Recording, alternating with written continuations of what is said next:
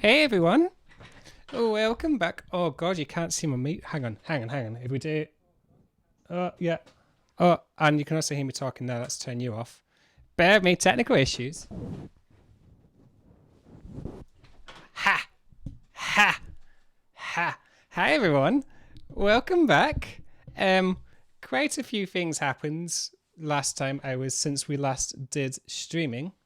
The first of which is my very, very, very pretty, very, very happy Beeps merch. We finally did it. I hired Crunchy Runchy. Thank you for the bits.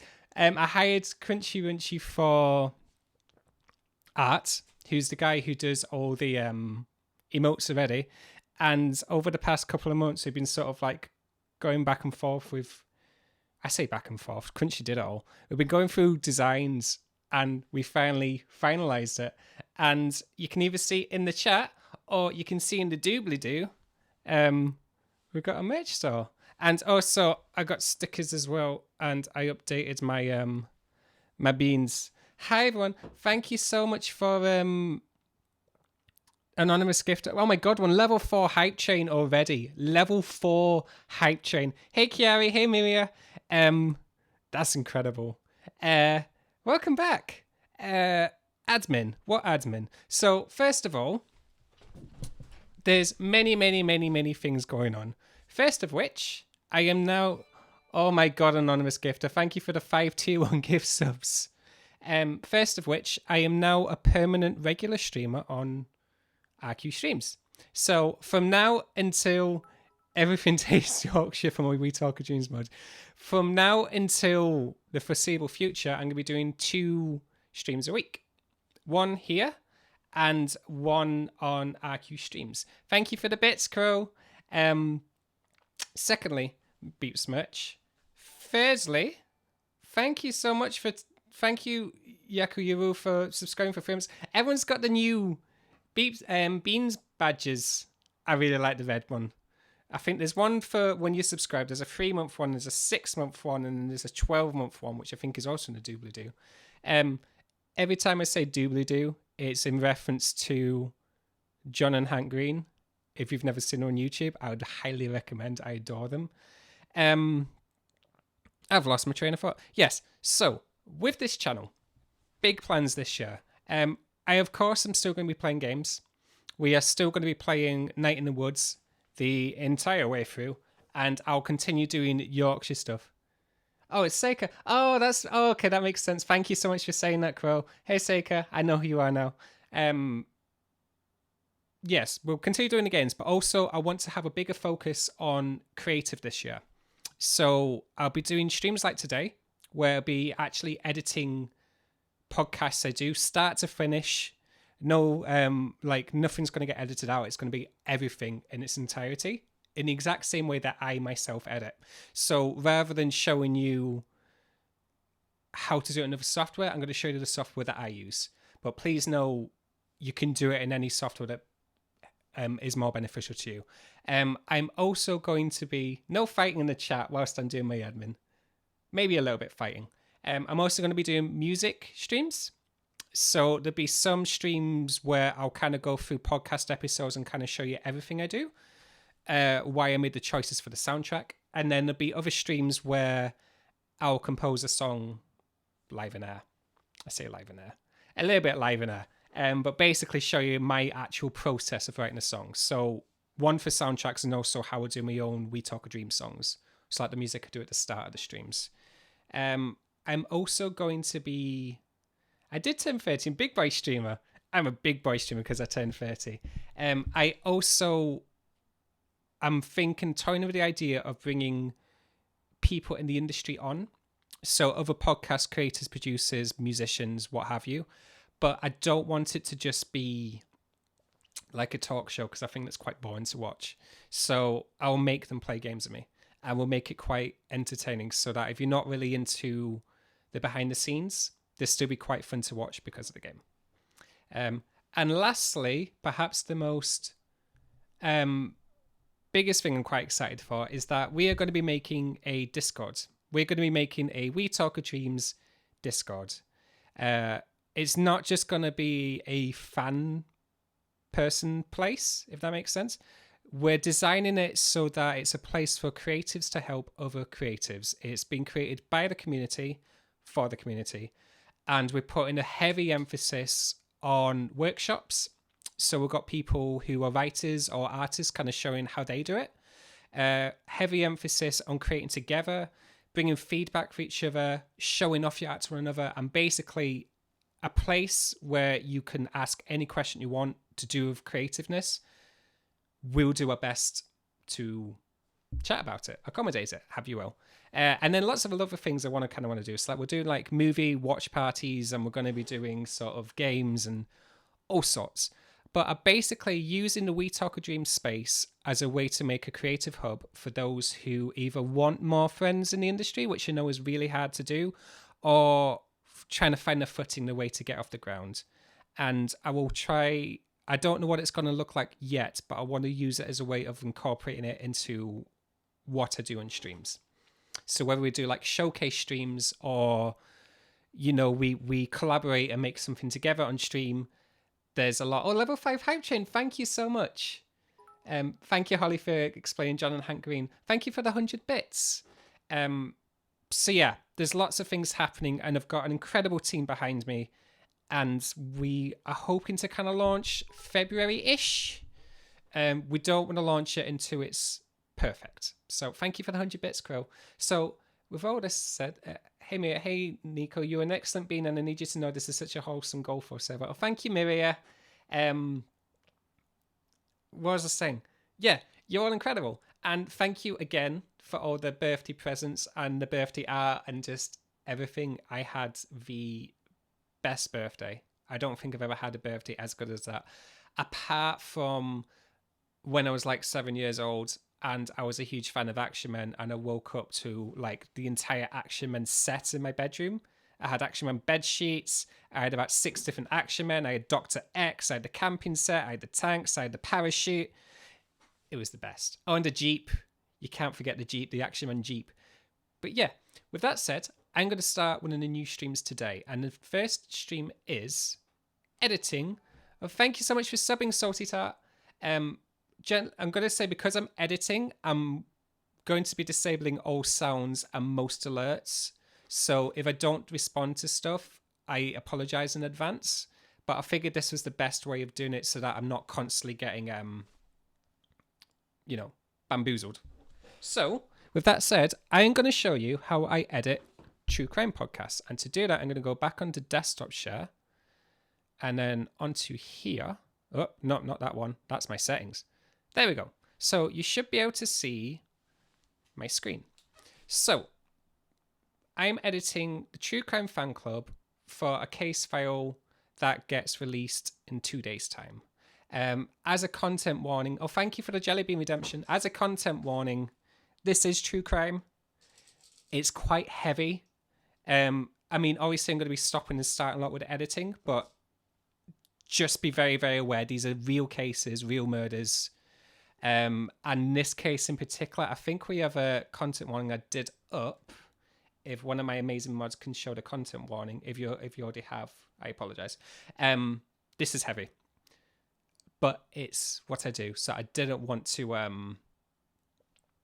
didn't want to sugarcoat it, unlike these jelly beans, which are sugarcoated. So, first things first. I chat to the client. The client sends over the audio file. And then what I request from all my clients when they're doing scripted shows is to give me access to the script. And then, because I'm pretentious, I then whack it on my iPad. And then I can see what the script's meant to be. I can see where the natural pauses are meant to be. And it makes it a lot easier. And and also it helps me seeing where all the references are and all the work they go into. Hey, Lainey. Hey, Lainey. Lainey's in the chat as True Crime Fan Club. This is her podcast where I am the composer, editor, and producer, and we worked together since 2017. Oh my God, Lainey, we've known each other for 4 years now. How freaky deaky is that? Okay, so that said, first thing I do I zoom in and I'm going to select tiny bit of audio, that much audio. Then first things first is getting rid of noise. So I use a plugin that gets rid of the noise reduction. And for those who are used to Rusty Quill and used to the editing there, you probably heard me chat about mouth sounds a lot. There's a very quick way of getting rid of about 80% of mouth noises. And that's to use noise reduction at a much higher, powerful setting. What that'll do, that will get rid of most mouth sounds, and it will get rid of a tiny, tiny bit of the vocal range of the voice. It's like a tiny little bit of a filter, which should get rid of it. So what it means is that you're saving on time, and it means you're also saving on money. You're saving on how much time your editor's going to be sitting there editing it. So that's why for most podcasts where we're not individually editing out every individual mouse sound, I use this tool. So all this does is you press play and you click learn, and basically it's a little ear. It's going to learn the noise. That's before Lainey started talking, and then it will do it for the entire track. So then you hit play, it's going to process the whole thing, and it gets rid of all the background noise, and I'd say about 80% of the mouth clicks, if that makes sense. Another thing to note, these are pretty big files. This episode in the raw is about 40 minutes long, and we're probably going to be editing it down to about 25 minutes. Yeah, because it's a big file, it takes a while to process it and bounce it. Background noise defeated. Please use this as an AMA. Chiari, what program are you using for this? I'm using Logic Pro X. I think it's about $160 on the App Store, and it's only for Macs. This said, please use software that A, is in your budget, and B, that you're used to working. I use Logic Pro because it's what I use for music making, and it's what I had already at my disposal before I started editing. So it's why I use it. But equally, Audacity is really, really good. Reaper is really, really good. They're all very, very good and very, very, very easy to use. It is pricey. Would it shock you to believe that that's actually quite normal in the audio world? There's software called Pro Tools, which charges, I think, 40 quid a month, which adds up quite quickly. No, 30 quid a month for the extreme one. And then Adobe Audition's roughly the same price as well. I went for one which is one-time free, and then I got it forever. This said, Audacity's free. Reaper is free for the first 2 months, and then you can pay a one-time fee of $60, and then it's yours forever. I will write out notes and link to Audacity and Reaper because they're both very, very capable and very, very affordable, and they do the job quite well. I just use Logic because I have it because I bought it for the sounds. Okay. Next step is I get my hotkeys ready. So one of them is scissors, which will clip it, and I can cut it easily. The other one is a fade, where I can fade it, so it's going to fadely. It's like turning the volume up and down. Those are the two I always use. So now that we've got rid of the voice noises, what I'm going to do is normalize it. And what this will do is it will bump the volume as loud as it can get. And then what I'm going to do is get rid of every time Lainey coughs or hits the mic or any sort of like loud clapping sound. Because then what it would do, once you get rid of them, you would then realize the vocals are much quieter than when people clap or when people sort of, in Lainey's case, sorry Lainey, in Lainey's case, Lainey burps because she'll be speaking 40 minutes non-stop into a mic. You'd be quite surprised all the things you do when you talk into a mic and you listen back. You'll think you've done like a flawless take, and then you go and listen back, and then you'll hear every single little thing. It takes quite... I'm not talking about Lainey here, I'm talking about myself. It takes quite a lot to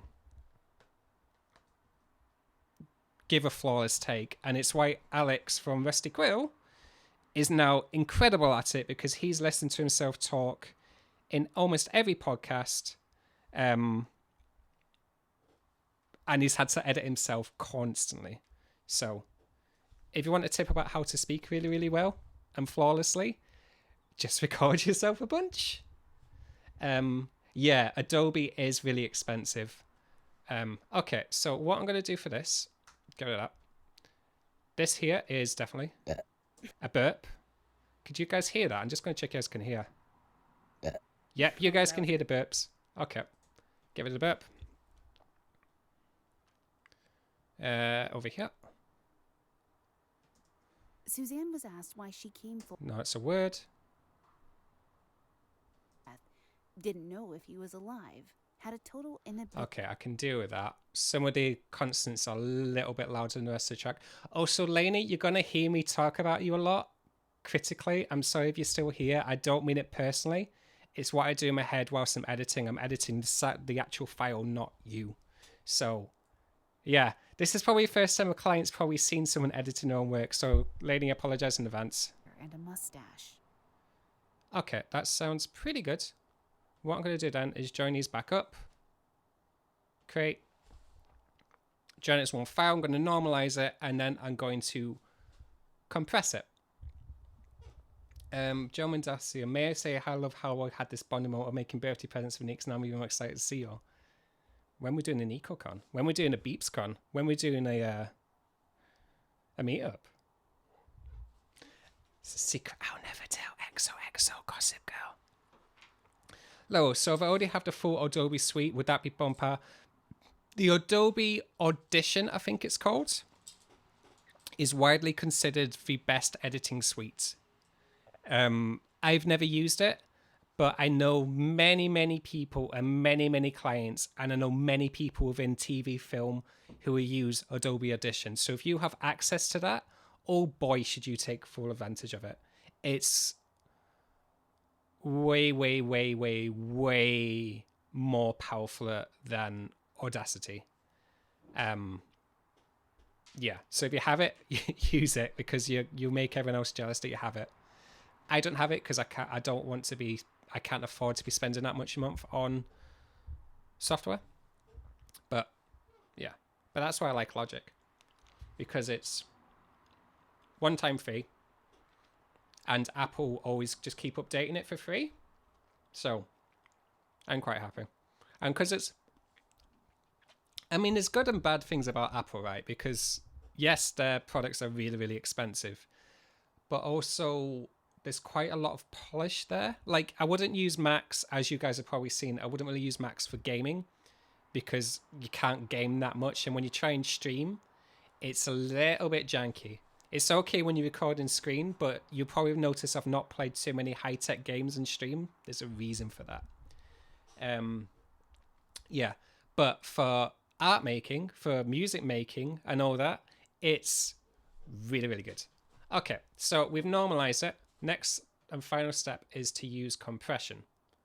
So what compression does, it makes the quiet bits louder, and it's going to make the louder bits quieter. So less is more, I'd say. It's what I'm doing here is still more powerful than what I would do for, say, if I was doing stuff from scratch. If I was making it as flawless can be. What I'm doing is about 90% of the way there, and then taking some shortcuts, because you can't, how to word this properly. If you don't do it the way I'm doing it, it's going to add about 3 or 4 hours to your time.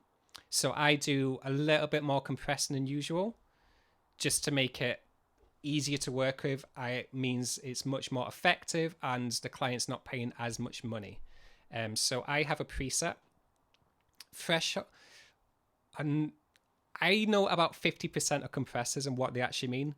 I've been doing editing for about 2 or 3 years now, but I know very little what things do. All I know is threshold is that it's going to take the loudest 9.5 decibels.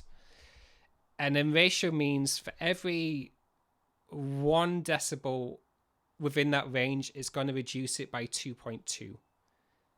I don't really know how to describe that in a way that's easy to understand. But basically, what this compressor's doing is making it more even.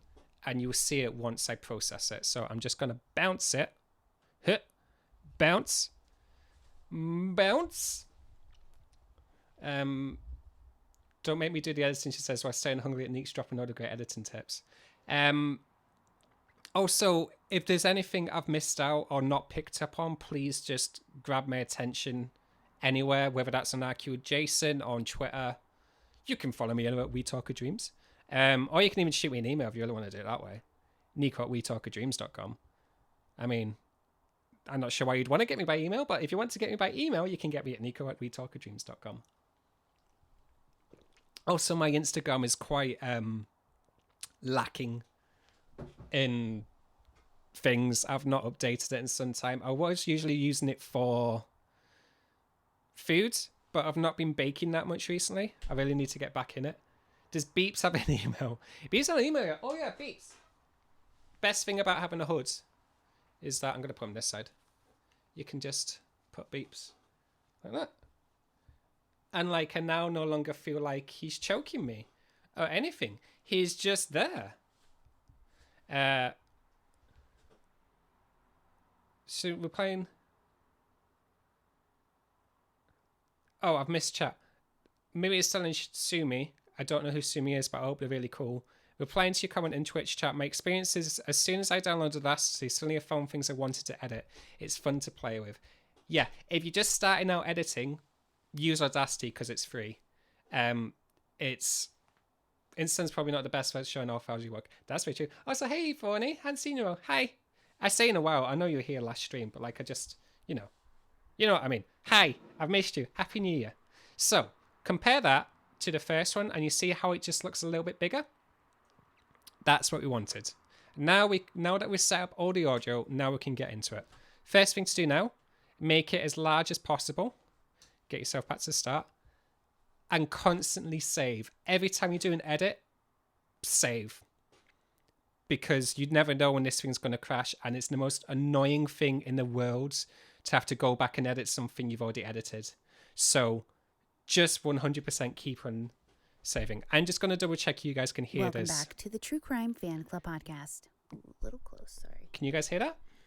Welcome back to the True Crime Fan Club podcast. I'm your host, Lainey.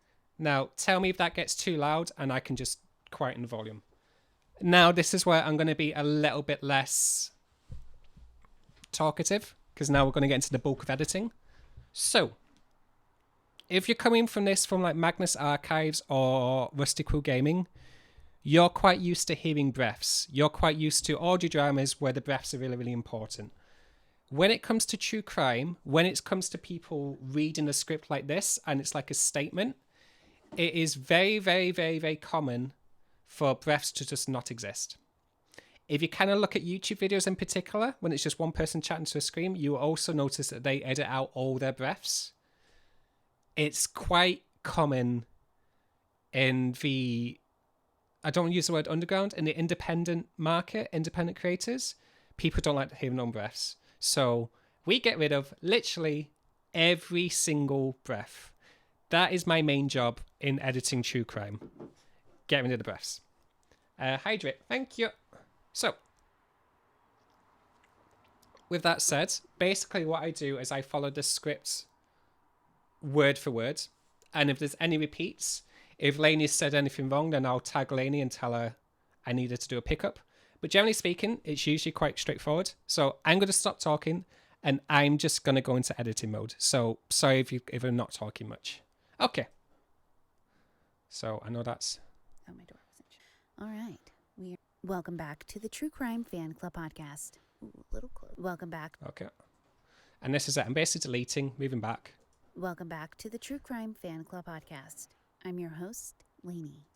Okay, now you see that there. Can you see this little bit here? That is a breath. This little bit here is a breath. You get very, very quick at picking up where people's breathing so that you won't even have to hear it. You'll be able to delete it before you have to hear it. So, delete. Move that closer. Lainey. In the 1970s, Contra Costa County in California had several serial killers, including including Joseph James D'Angelo. What generally happens as well is that people breathe at the end of words as well. So when that happens, you want to do a little bit of a fade and a little bit of a fade back in. D'Angelo, otherwise known as the East Area Rapist or the original Night Stalker. Like that. So what we've edited. Welcome back to the True Crime Fan Club podcast. I'm your host, Lainey. In the 1970s, Contra Costa County in California had several serial killers, including Joseph James D'Angelo, otherwise known as the East Area Rapist or the original Night Stalker. I generally do listen to music when I edit, but I mean, I'll get flagged down for copyright so quick. I'm not going to put music here. I will, next time doing these editing streams, I will make a playlist of like royalty-free music, or I may just make a playlist of all the scores and stuff I've done for previous clients. For all the crimes he committed, though, he was just one of at least 4 serial killers preying on victims in this area. Yep. Today, you'll hear about one of the other serial killers from the area. Today. And do that. Today. Are you saying it again? Today. Yeah. So I can sometimes spot one of the repeated words because it matches up. You see that? It's literally more or less the same thing. Area. Today, you'll hear about one of the other serial killers in that area. Okay.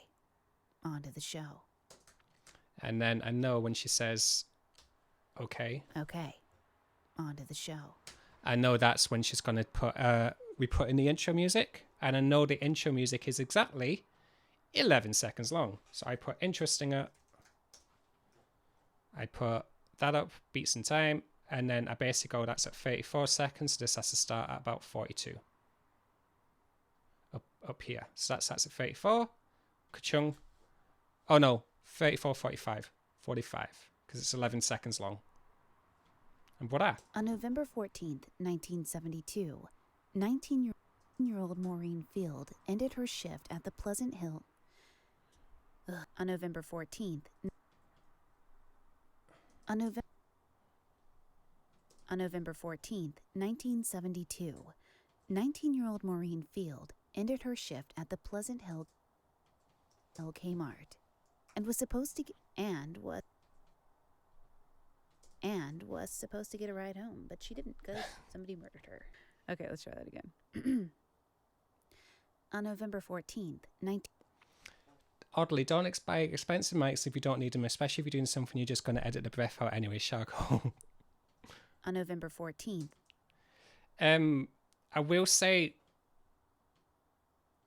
always buy within your budget. I will say, it's still, when we're doing this sort of editing, it's still quite beneficial to have a really expensive mic and a good setup because it means I can compress it more, I can edit it more without worrying about the quality suffering.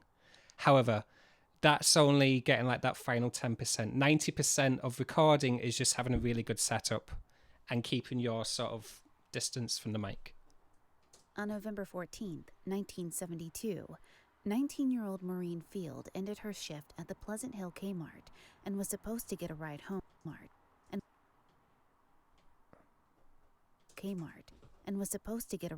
From her father. However, by the time he arrived from their home in nearby Moraga, she had already accepted a ride from someone else.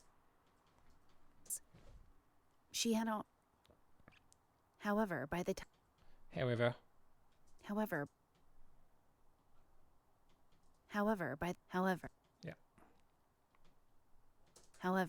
time he arrived from their home in nearby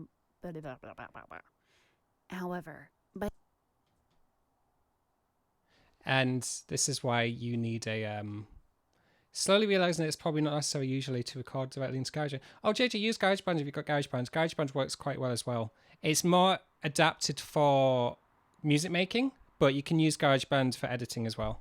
However, by the time he arrived from their home in nearby Moraga, she had already accepted a ride from someone else. She had already And this is basically the bulk of editing podcasts. She had already accepted a ride from someone else. Initially, the family was not too concerned, as Maureen had left home twice before without telling her parents.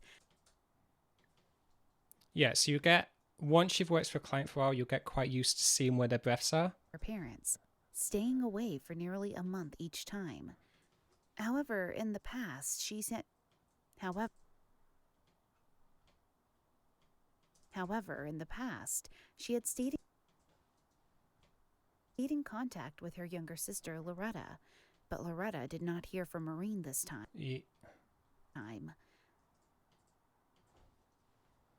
Guys want to buy back one idea what to look like. Is this the anything of Ask Me Anything? Time.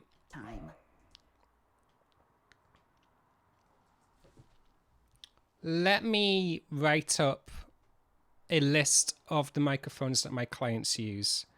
I use a Shure SM58 microphone because it's built like a tank and it's just built to last. Let me do like a quick round of all the podcasters that I work with and give them your advice, because I'm used to editing it. I'm not so much used to recording it. So I feel like my knowledge on microphones is very, very, very biased. And I don't want to give you too much of biased information where I can help it. It's time. Adding to the growing panic,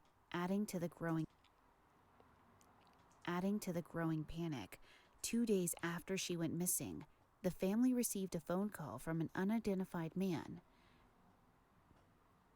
Adding to the growing panic. Okay. Are you okay? Maybe do a phone voice for this one.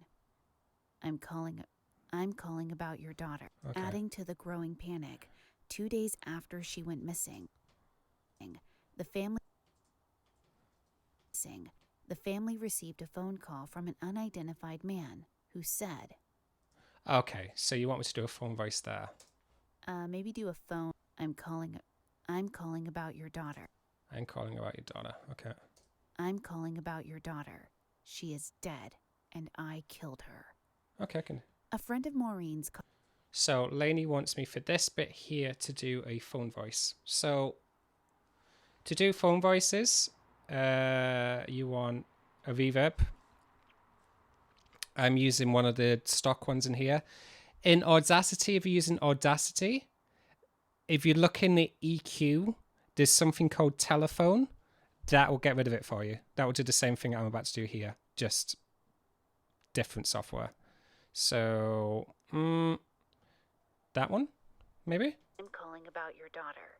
She is dead, and I killed her. As opposed to what it was normal. I'm calling about your daughter. So when we add the effect on. I'm calling about your daughter. She is dead, and I killed her. That kind of sounds like a phone to me. So what we'll do is I'll get it out of the big voice. Bounce this so that little bit alone has got the effect on. Get back up, get rid of this track, we don't need it, move back in. And then what will happen is it will go from... Oh, no, hang on. An identified man who said, calling about your daughter. She is dead, and I killed her. So then we've only got the phone voice on the phone bits and not on the whole of the track. A friend of Maureen's cautioned police that... A friend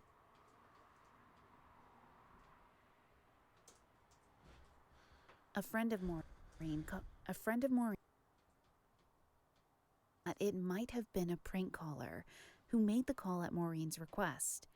However, Maureen had told a coworker the day she disappeared that a man had been demanding Maureen to date him. However, Maureen had told a coworker the day she disappeared. Yeah. However, Maureen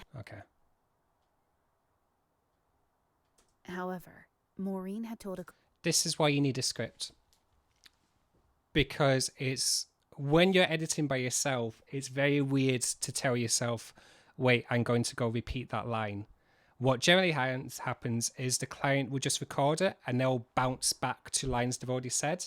The 99% of the time, they won't tell me which line to bounce back to, which is why you've got to know your client quite well. You've got to know what their waveform looks like. So when you see it being repeated, you can easily spot it without having to hear itself.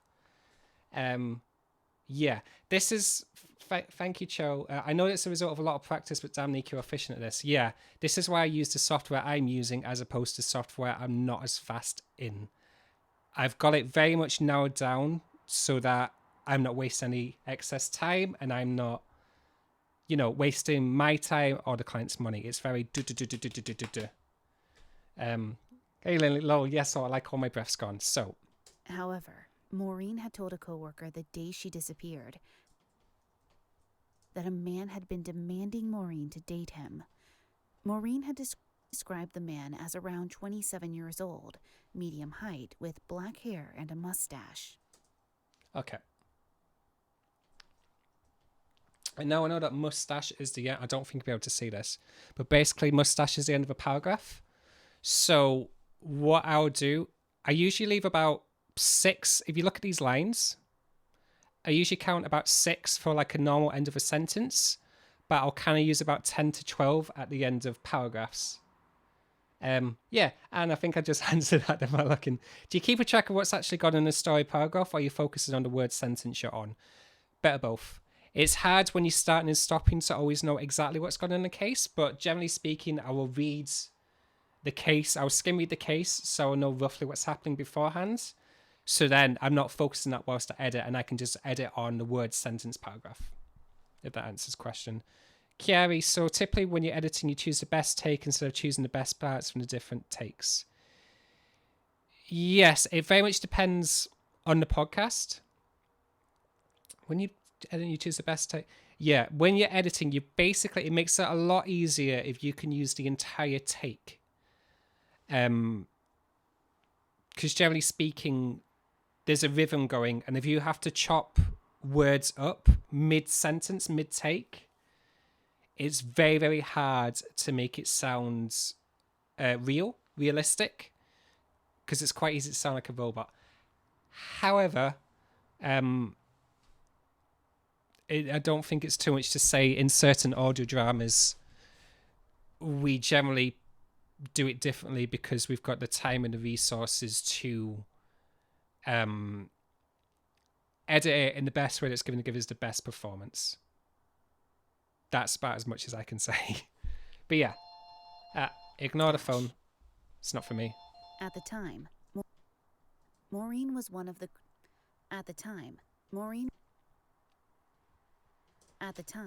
Maureen was one of 3 girls missing from the area.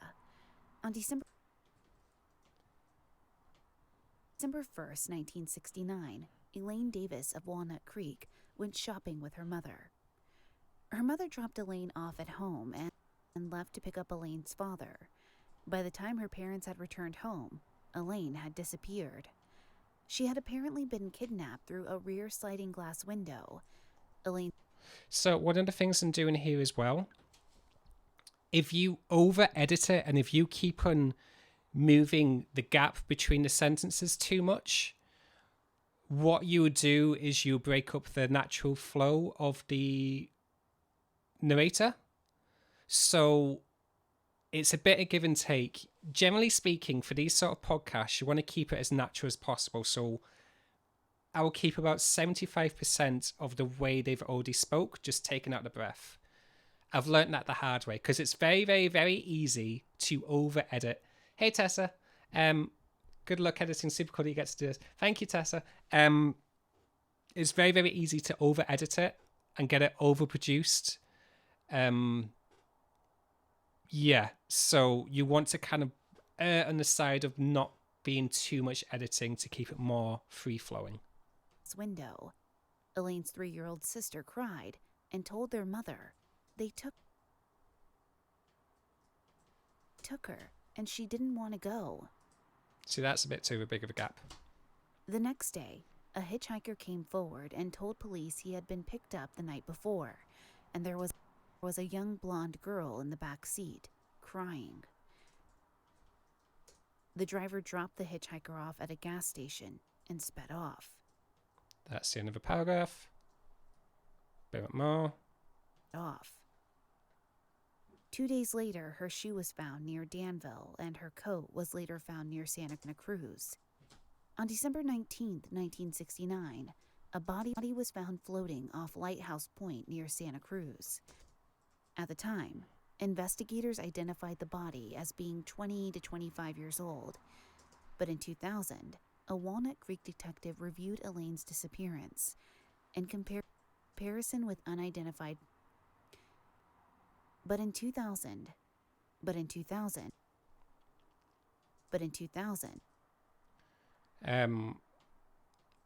most of the time, but not every case, whenever a client repeats a sentence, I will use their last take, the take they've done, because it usually means there's something they didn't like in their own voice to do it. Sometimes they're being overcautious, so there's times where I overrule what they want because, quote unquote, I am the expert and professional in this one, so I will know what the best take is. But most of the time, I can tell a client doesn't like something in that take, so I'll go with their gut instinct on it. But it's my job as a producer to overrule that and sort of say when things don't work or when I think things will work a different way. So that's one of the things I do as a producer. Neeks, the looping, repeating bits of sounds as you find just the right cut place sounds like I'm ahead when I'm children pursuing data. It's very true. But in 2000, a Walnut Creek detective. Blah, blah, blah. Ow. Ow. Apologies. Yep. I just. Okay. I'll take it back to at the time. At the time, investigators identified. Okay, so that's a lot. Oh, Lenny, are you in your new recording booth? At the time. At the time. Yep. Did you get, I forgot what you called it, but you got that recording booth, what I call a panic room. If you look at Lainey's Instagram, which I think is at TCFC Pod, if I'm not right, or True Crime Fan Club if you search on Instagram. Yeah, Lainey's basically bought, I call it the panic room, but it's basically like a soundproofed titchy tiny room, I'd say like 4 foot by 8 foot high recording booth where it's like portable, and she got it, so she's put it into her house so that, yeah, studio bricks, so that it doesn't matter where she's recording in the world, like it's gonna make it studio quality, which is amazing. Oh, I'm glad this is helpful. I'm glad this has been really helpful. I wasn't sure. At the time, investigators. I wasn't really sure whether this would just be really boring to watch or whether there'd be lots of things to pick up on. So I'm glad it's been some helpful. Identified the body as being 20 to 25 years old. But in 2000, a Walnut Creek detective reviewed Elaine's disappearance in comparison with unidentified bodies in the area. The detective. So, yeah, can I show it? That bit's a bit weird. That's a really weird noise, and I don't know why everyone does this. I do it. Every single person in the world does it. I don't know what it is, but it always seems to be at the start of words, so I always just snip that bit out. The detective learned of the body recovered from Lighthouse Point and was able to exhume the unidentified remains. A forensic anthropologist was able to identify it as Elaine Davis. As Elaine Davis. That's the end of a paragraph. This. On March 3rd, 1970, 15-year-old Cassette Ellison was seen getting off the bus after school. The bus driver, George G., told investigators he had escorted Cassette across the road to their gate, and as he was leaving, saw a truck parked. As he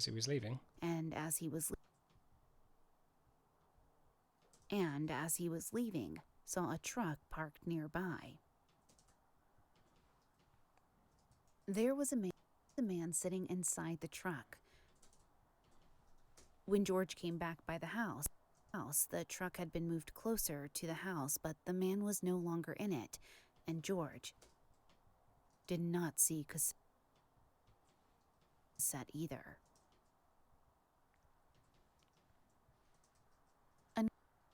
Sometimes when it's a short paragraph, I won't do the full length between it, the full gap between it. I'll just do a slightly extended gap, because if it's constantly starting and stopping too much, it gets pretty boring pretty quickly and it sounds too edited.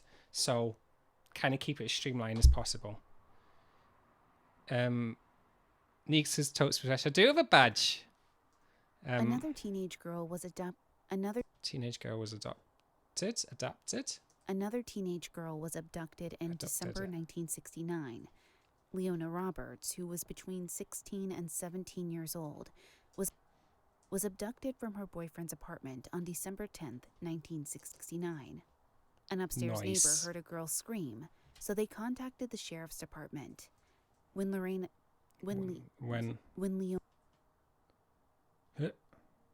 Leona's boyfriend arrived home, the Christmas tree was knocked over and Leona was nowhere to be found. The neighbor said she saw a white male with blonde hair standing near a station wagon around the same time she heard the screams. On December 28th, that's too much of a fade. Bit more. 1969, a man searching for driftwood. Did you just repeat yourself? On December 28th, 1969. I think you did. When Leona's boyfriend's Christmas tree was knocked, an upstairs neighbor, another teenage girl was... On December 10th, 1969. Sometimes I can't find it. An upstairs neighbor, was abducted. Where are you? Leona Roberts, who was between 16 and 17 years old, was abducted from her boyfriend's apartment on December 10th, 1969. An upstairs... A man searching for drift on December 28th, 1969. An upstairs neighbor, 1960 apartment on December 10th, Right, okay. That's not a repeated line. It's just the years. When Leona's boyfriend arrived home, the Christmas tree was knocked over and Leona was nowhere to be found. The neighbor said she saw a white male with blonde hair standing near a station wagon around the same time she heard the screams. On December 28th, 1969, a man searching for driftwood. On December... Okay, that's where it was. Screams. On December 28th, 1969, a man searching for driftwood at Bolinas Lagoon in Marin County found the body of a nude white female. Of a nude white female, but that's not the end of the sentence. Paragraph. The body was identified as Leona, and her cause of death was unknown. The body was identified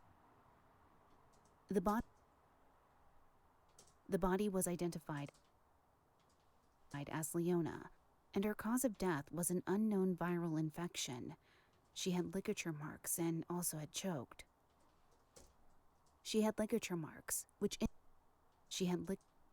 So one of the things you notice in true crime podcasts when you're editing them is that when you're reading the script, it's quite natural to speed up or to speak it in the same tone. And sometimes you realize when you're talking about a victim, you're not respecting the victim enough. So what Lainey does quite well is she'll notice when she's done this and she'll go back and she'll be much more cautious about the way she's speaking and showing it in a much more respectful way. Which is why what she did there. So that is much more somber in tone. She had ligature marks, which indicated she had been choked. And this is what Lainey's doing now. She's trying to figure out the best way of saying it. She had ligature marks. Oh my God. She had ligature marks and also choked. Oh my God. Was also choked and had also been choked. She had ligature marks and had also been choked, which the coroner said could have been related to the virus. Many Zodiac killer researchers believe Leona could be a victim of the Zodiac. But of course, we may never know. On February 5th... That's the end of the paragraph. February 15th, 1973, a decomposing body was found on Morgan Territory Road. The body was so badly decomposed it was hard to determine if the victim was male or female. There were scraps of clothing around the body, which was determined to be female. A week later, the identity of the body was determined to be that of Maureen Field. Her cause of death was initially You need a little bit in. initially determined to be foul play. That's the end of a sentence. Oh, sorry, Lord, that your internet's playing up. That's a pain. I'm glad it's been helpful. I'm sorry that was such a pain that the internet's not working for you, and I'll chat to you soon. Bye, Billy. It was later established that Maureen had been stabbed over 40 times. 40 times. Jesus Christ, 40 times?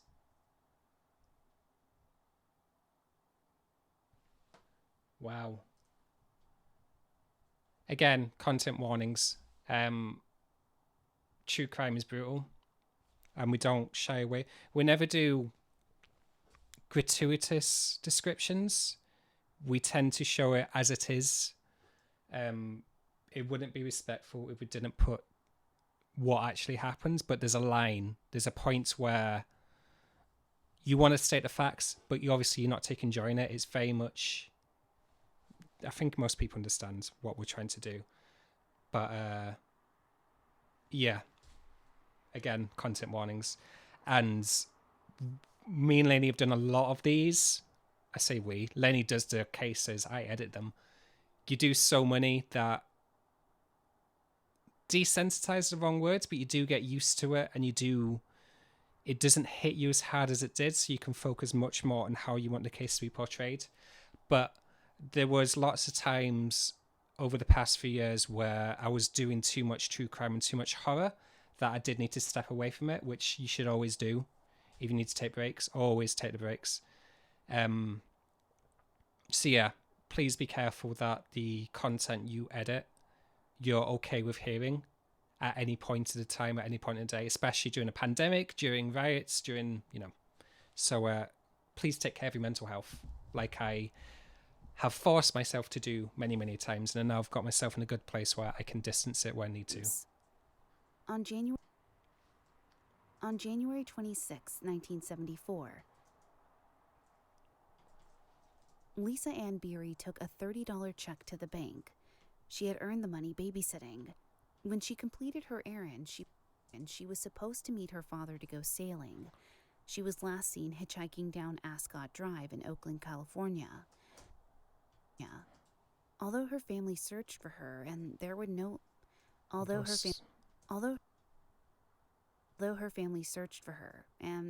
leads or traces of Lisa, they believe she was still alive and a member of a religious cult for several years. 3 months after her disappearance, her grandmother passed away and left her $200,000. Whoa, that's a heck of an inheritance. $200,000. 3 months after her disappearance, her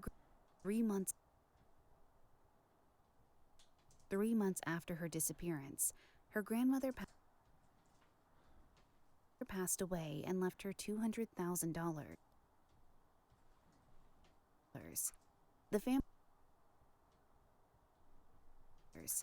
The family held it in a trust. The family held it in a trust for Lisa, believing she would show up when she turned 18 and claim the money. On March 19th, 1975. That's the end of a sentence. 5. You okay? Oh my god, my throat. Oh. Oh, that was a good one. Blame the baby. Okay, sorry, friends. On March 19th. On March 19th. On March 19th. On March 19th, 1975, someone broke into the Walnut Creek home of Letitia Faye. That's the thing as well about clients. Once you know them for so long, you know when they're going to be making pauses, or when they're going to burp, or when they're going to take a break. And getting quite good at noticing it, that most of the time I don't even need to listen to it. I can just spot it in the audio. Fago, a 25-year-old employee of the French bank in a 25 a 25 a 25-year-old employee of the French bank in San Francisco. A 25-year-old employee a 25-year-old employee of the French bank in San Francisco. On March 19th, 1975, someone broke into the Walnut Creek home of a 25-year-old So things like that, I know the first few lines are fine, so I'm not going to use the entire thing. I'm just going to use the final sentence. A 25 Fago, a 25 Yeah. 5-year-old employee of the French bank in San Francisco. When she did not report to work, her manager became concerned and phoned the police. Yeah.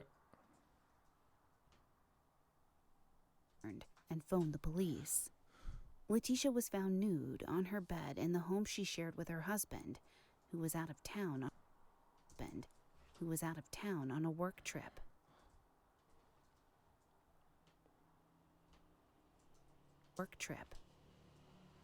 Letitia?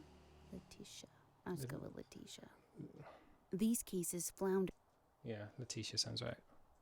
Mind you, you'd know way more than I would. Way. You okay? The cases floundered for a whole time. What a dummy. Okay, sorry. Water break.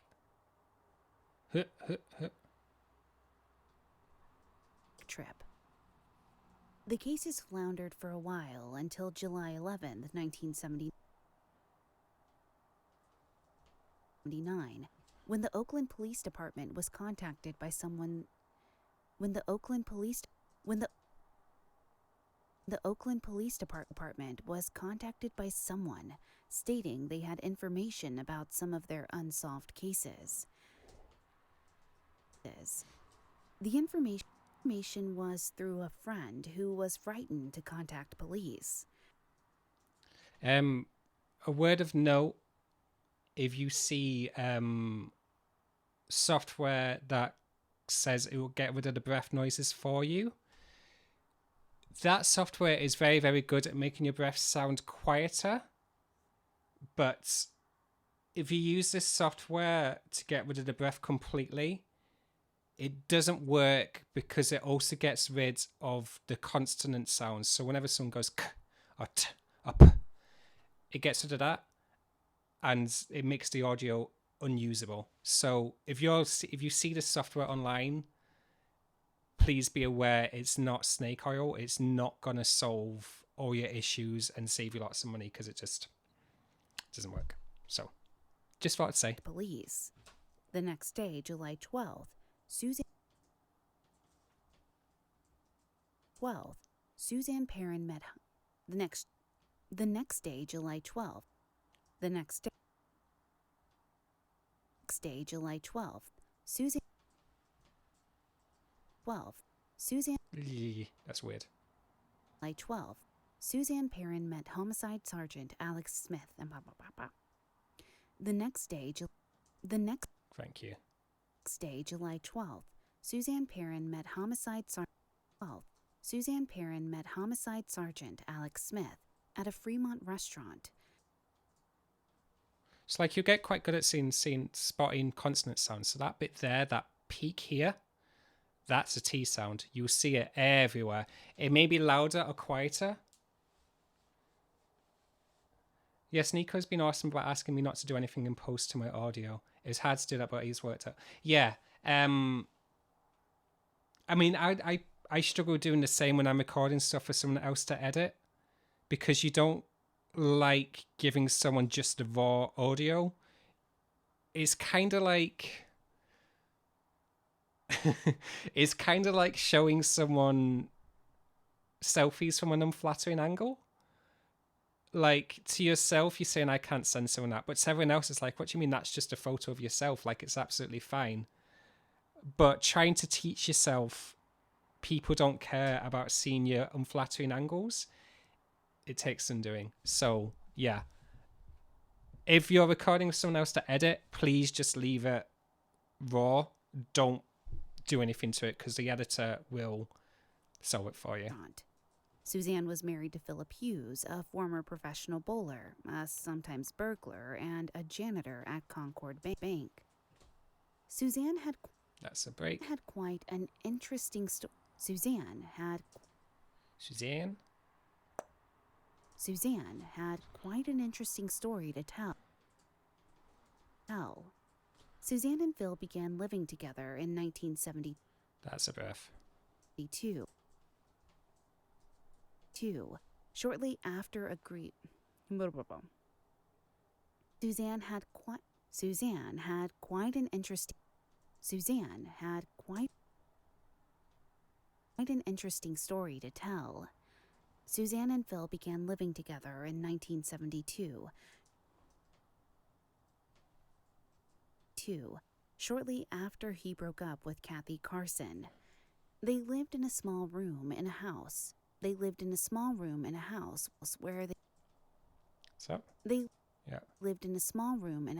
where they shared the bathroom and kitchen with a landlady. On November 16th, 1972. November 16th, 1970. Okay, Okay.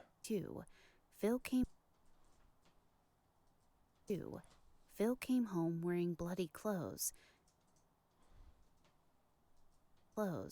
and told Suzanne. Yeah.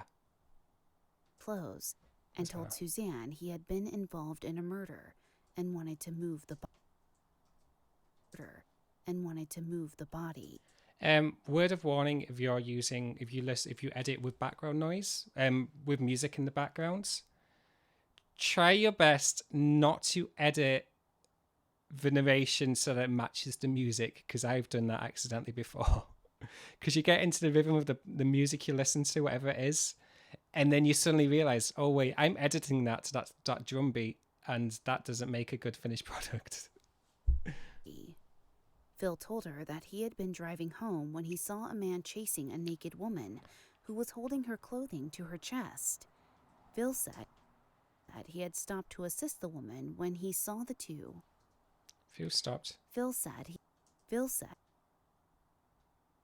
he had stopped to assist the woman when he saw the two run into a gully. When he saw the two run into a gully. When he reached the woman, the man ran away, and Phil tried to offer assistance to the young woman who had been stabbed multiple times. He decided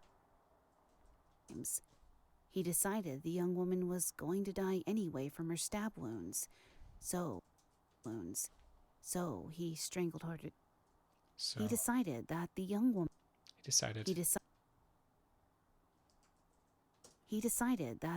woman was going to die anyway from her stab wounds. So he strangled her to death to relieve her pain. Phil was worried. Sure, Phil. Phil was I was gonna say that did seem a bit unbelievable.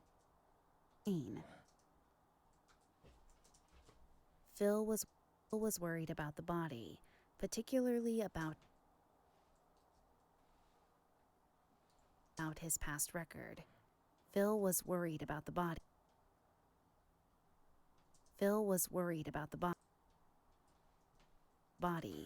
Particularly with his past record. You okay? Okay. Phil was worried. Suzanne suggested. Phil. Okay. Phil. Pain. Phil was. We have a gap. Phil was worried about the body, particularly with his past record, so asked Suzanne for ideas on where to hide the body. So that's Suzanne suggested Morgan. Suzanne suggests Yeah. where to hide the body. Suzanne suggested Morgan Territory Road and went with Phil to the gully where the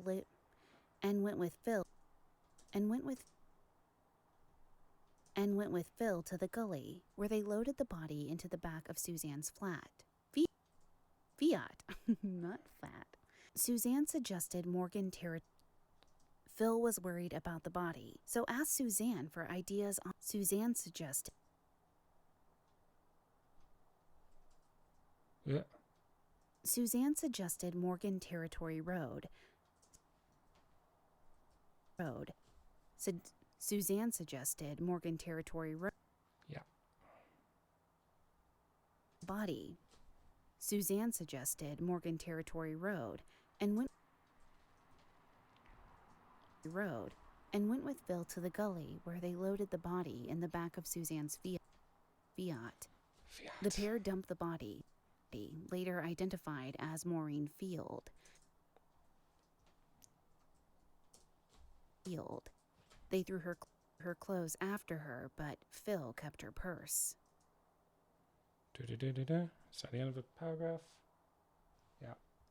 She then told, and then it goes to 3 days. Purse.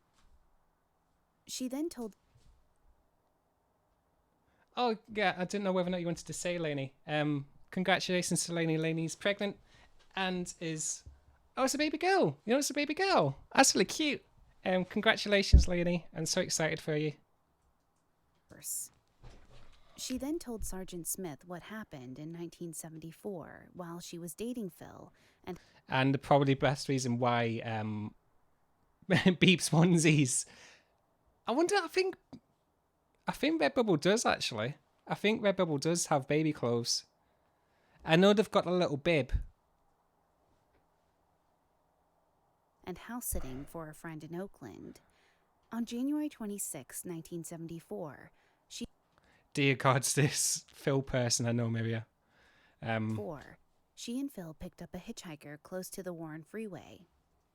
At knife point, Phil... At knife point. At knife point, Phil... I've lost my place. There I am.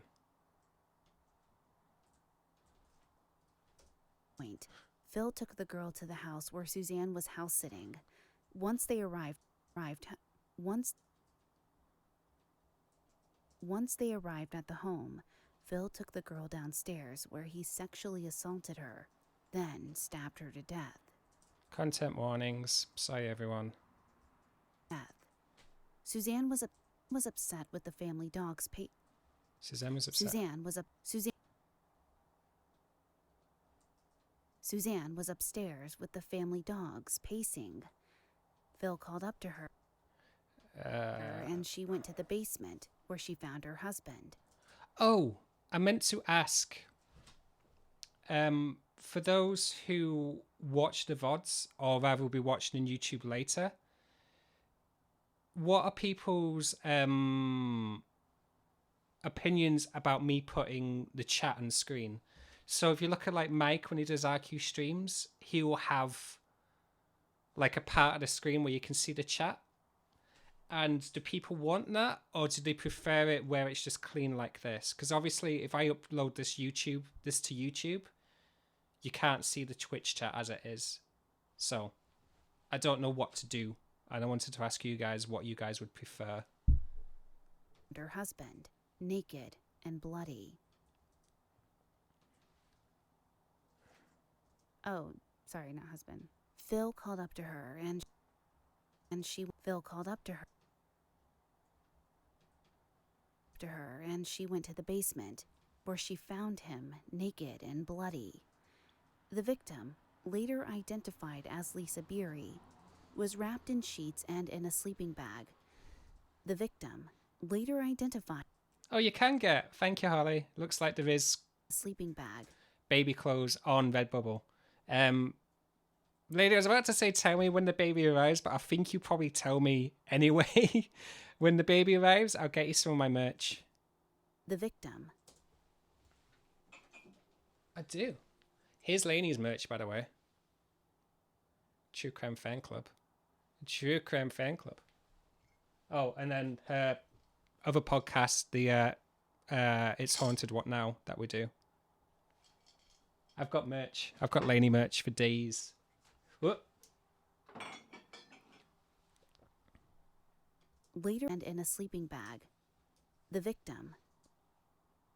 The victim, later identified as Lisa Beery, was wrapped in sheets and okay, that's good there. in a sleeping bag and put in the trunk of Does that? Was wrapped in sheets and in a sleeping bag. The victim. Did I just repeat? The victim, later identified. That's where you got to be in the game, because sometimes you won't spot the repeats. The victim, later identified as Lisa Beery, was wrapped in sheets in a sleeping bag and put in the trunk of Suzanne's was wrapped in sheets and put in sleeping bag and put in the trunk of Suzanne's fiance. So Chiari's saying, I've not looked at the Twitch tab, but Chiari makes a good point that I've been doing editing streams like this. It's probably not wise to put the chat on the screen. But for maybe the video game, the long Let's Plays of video games, it may be a good idea. I think if you include chat in the video, give your mods a recording prompt or something. Yeah, to kind of tell the chat that they're going to be recorded. That's a good point. I'll have a think. I'm not going to do anything too soon. I'll kind of mull on it for a little while. So you have to have a baby to get merch. I'm sorry, Lainey, I don't make the rules. That's just the rules it is. Yacht sedan. She drove around with the body in her car for 2 or 3 days. Phil asked Suzanne. Phil asked. So here's a good point. Between this bit here and this bit here, there's a paragraph break. It's a new paragraph, but the way Lainey's speaking, it doesn't make sense to leave a bigger, like, look, if I leave the bigger gap. 2 or 3 days. Phil asked Suzanne for. It doesn't sound right because it's too disjointed, because it sounds like she's saying the same sentence. So for these moments, you want it closer. 3 days. Phil asked Suzanne. That sounds more natural to me. For suggestions for other potential victims who resembled his ex-girlfriend. She provided him with the names of some of her co-workers at the bank where she worked. One of these was Letitia Fago, who had also told Suzanne her husband was going to be out of town on the day that she was murdered. The day that she was murdered.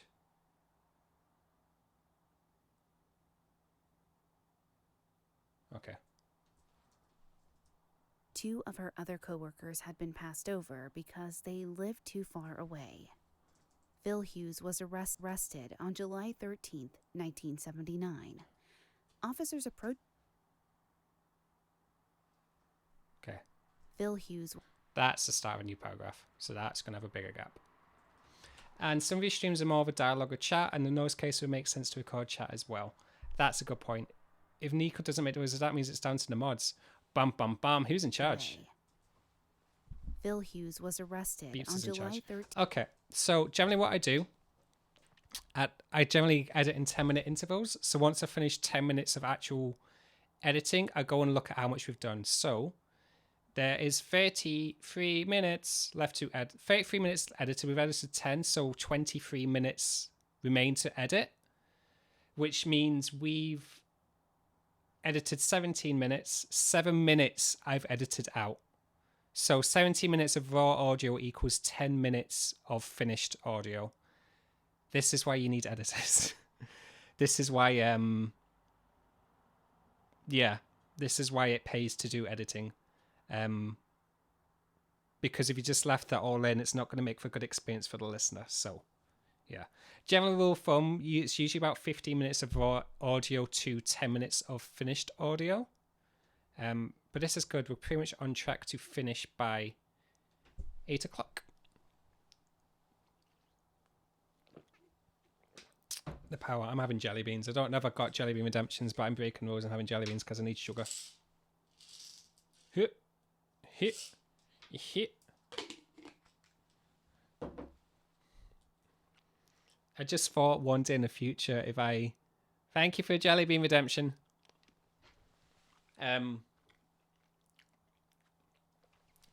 If we got so successful that we started our own Jelly Bean line, is that too self-indulgent? Probably, but I'll probably make my own Jelly Bean line anyway. I will hydrate. Thank you.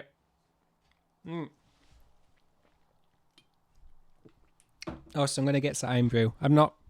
2 seconds.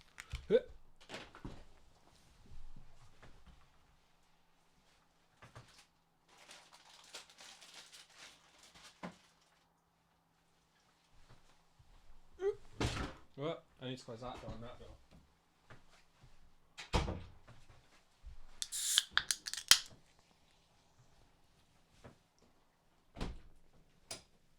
I'll buy the beans. Thank you for... Where's my dispenser? So, Lainey, I do use the dispenser.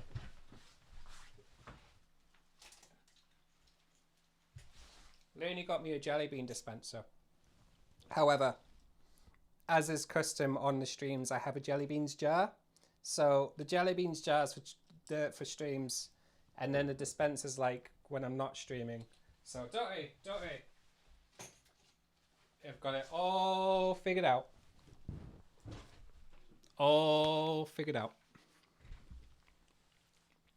But thank you for the dispenser. I've got 4 more jelly bean dispenser. Oh, cool. Also, yes, if you guys are... I was going to say if you guys are international. Everyone's international. If you're not from the UK, Iron Brew, which is the most popular drink in Scotland, I think. Yeah, it's one of the few countries in the world which actually has more sales than Coca-Cola, because the Scottish people drink Iron Brew, and it's bright orange. You can't see because I'm drinking from a can, but it's bright orange, and I thought the beans were a joke at first, but alas, they're not. No, I like my jelly beans. Iron Brew is amazing, and if you can get hold of Iron Brew, I highly recommend drinking Iron Brew. And I don't know how to describe the taste other than it just tastes like Iron Brew. So, yeah, that's all I'll say there. Iron Brew. 1979. Officers approached him. Oh, what's that? Too far away. Phil Hughes was arrested. I can't do it in Twitch, but Neek's Nico editor and stream. I think I had an account. I'd have enough stream sharing to give you jelly redeeming attention. Thank you, Maria. Thank you. I will do it. Away. All right. Phil Hughes was Right. I'm going to stop chatting now. Oh, thank you so much for giving an anonymous gift to the tier 1 sub. What I'm going to do is I'm going to show you actually how quickly I can edit to 10 minutes. Because I've been doing lots of talking and a lot of pausing. I'm going to just show you, without pausing, without chatting, how quickly I've made myself efficient to editing so that I can get a living wage from it. So, next 10 minutes of editing, I'm not going to chat. That's 10 minutes of finished audio, not 10 minutes of nothing. I reckon I can do it within half an hour. Quite easily. far away. Phil Hughes was arrested on July 13, 1979. Officers approached him as he was leaving work and told him he was under arrest. He asked for what, and they explained for the murder of Lisa Ann Beery. Phil was extremely calm and didn't say anything after that. Over the weekend, after Suzanne met with Sergeant Smith, she led them to a grassy hill, believing it was where they had dumped Lisa Beery. On Wednesday, July 17, 1979, investigators searched a 1-acre area in the Ream Valley near Moraga using shovel and picks. Nothing was found, so a bulldozer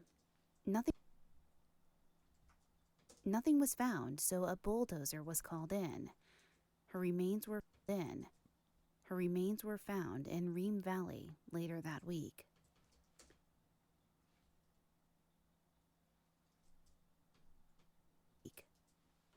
When police searched the home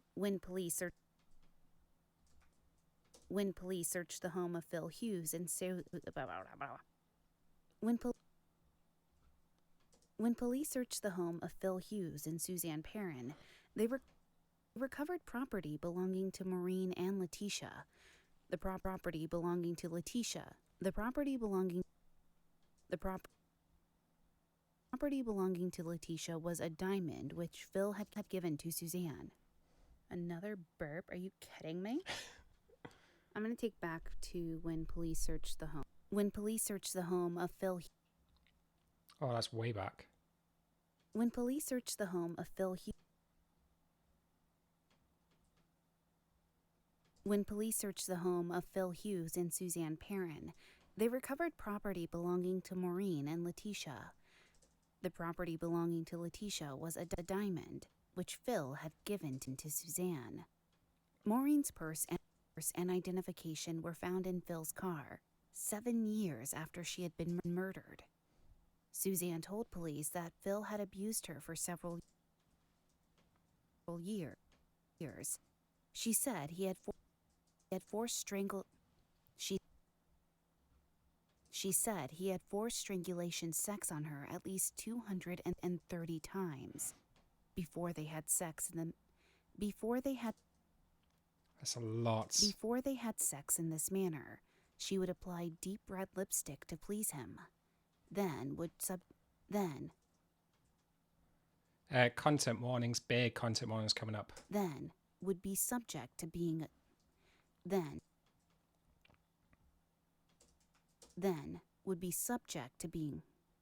It's okay. Then would subject to being choked until the blood vessels in her eyes broke. She kept the information about the murders to herself for years because she says she was afraid of him and felt programmed by him. She had been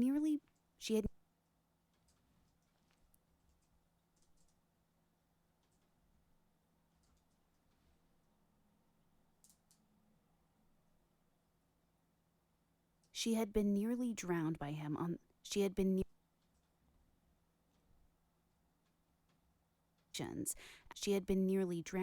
on several occasions as part of his sexual fantasies. One time he fashioned a noose out of her nightgown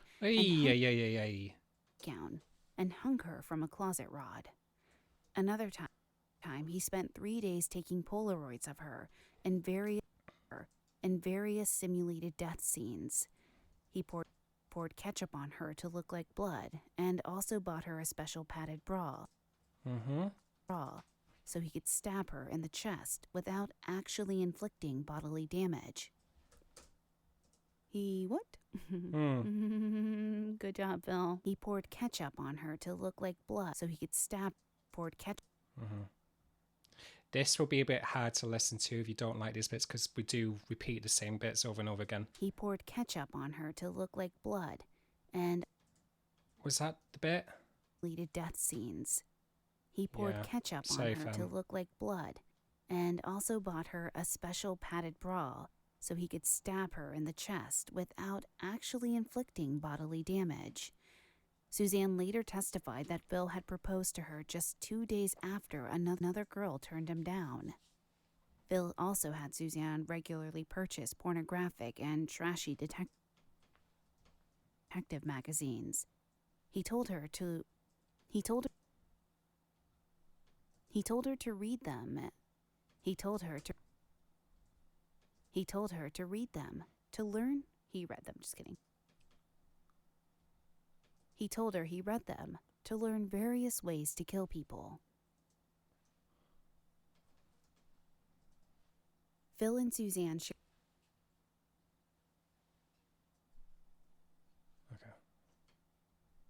kill people.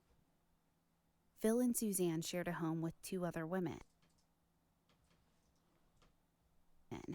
They had 7 horses and goats, and their home was out of place among the other well-kept homes in the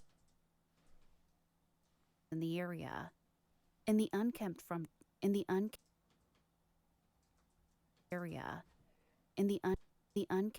yard, In the unkempt front yard. In the unkempt front. In the a broken down area. In the unkempt front yard, piles of computer paper were scattered about. A broken down horse trailer grew in the weeds, and a bag of multiple bowling balls sat forgotten. One of the roommates was questioned, and she described Phil as outgoing. However, when questioned about potential abuse, he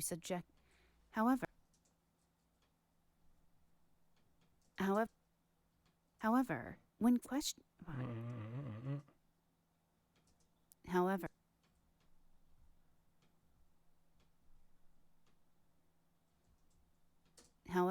when questioned about potential abuse he subjected Suzanne to, she refused to answer, saying, "I don't want to get into that." The neighbor behind them described Phil as sullen and said the only contact she really had with any of the residents was if their goats got out and came onto her property. She often drove them back into the fence by throwing rocks at them and would ask Phil to fix the fence, but he never did. Suzanne was asked why she came forward after so many years. Shortly before speaking with the police, she had started dating a man she trusted enough to tell about the murders. Her boyfriend convinced her to talk to a friend of his who was a detective. However, many years later, Maureen Field's brother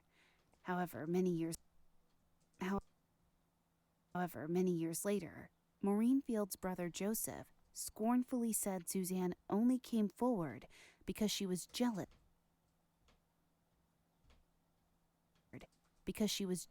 of how attached Phil was becoming to his victims.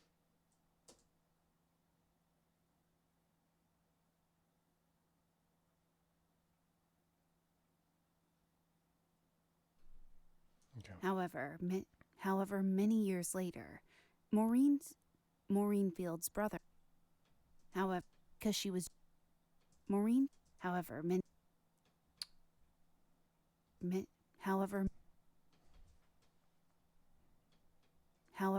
years later,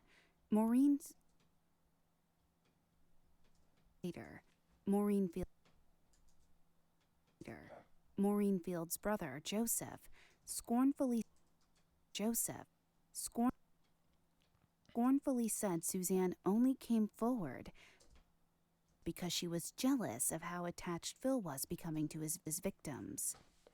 Indeed, not long before Suzanne was involved in a new relationship,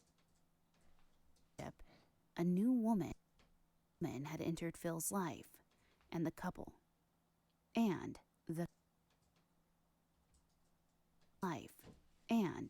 couple's bed. Oh, Phil. Suzanne called this new woman Holly, a second wife. She had complained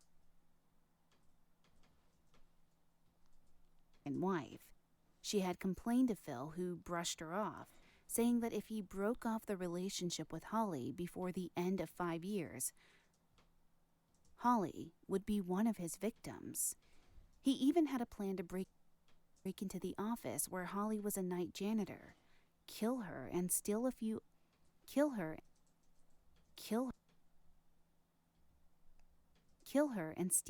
items to make it appear to be a burglary gone bad. After Phil was arrested, Suzanne told Holly she thought she would have been You got arrested, good. After Phil was arrested, Suzanne told Holly she thought she would have been his next Oi. Okay. victim. Generally speaking, you will have two versions of the podcast episodes going out. One for patrons where you don't add an ad break, and another version where you do have an ad break. So the version that's going to go for the general public with an ad break, I'll whack a little thing to know what's going. During the arraignment for Lisa Beery's murder, the charges of kidnapping and rape against Phil were dropped due to the statute of limitations. Due to the statute of limitations, Phil's public defender, James McWilliams, who said he was not prepared to enter a plea. Phil's public defender, James McWilliams, said he was not prepared to enter a plea. Therefore, Judge Roderick Duncan submitted a court-entered plea of not guilty.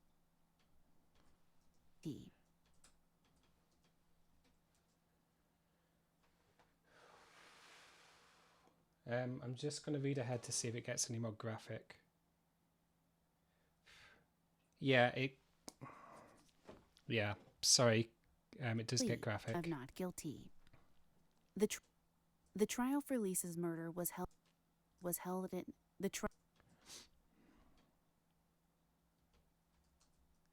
trial for Lisa's murder was held in Alameda County since she was killed in Oakland. The other two cases were from Contra Costa County. Phil went to trial for Lisa's murder first in April 1980. Yeah, I'll kind of, for benefits of the chat, I will tell you when it stops. It's very start and stoppy. There's one bit coming on which lasts a paragraph. Yeah, I'll basically say when it happens. 1980. A very surprising. Phil went to trial for Lisa's murder first in April 1980.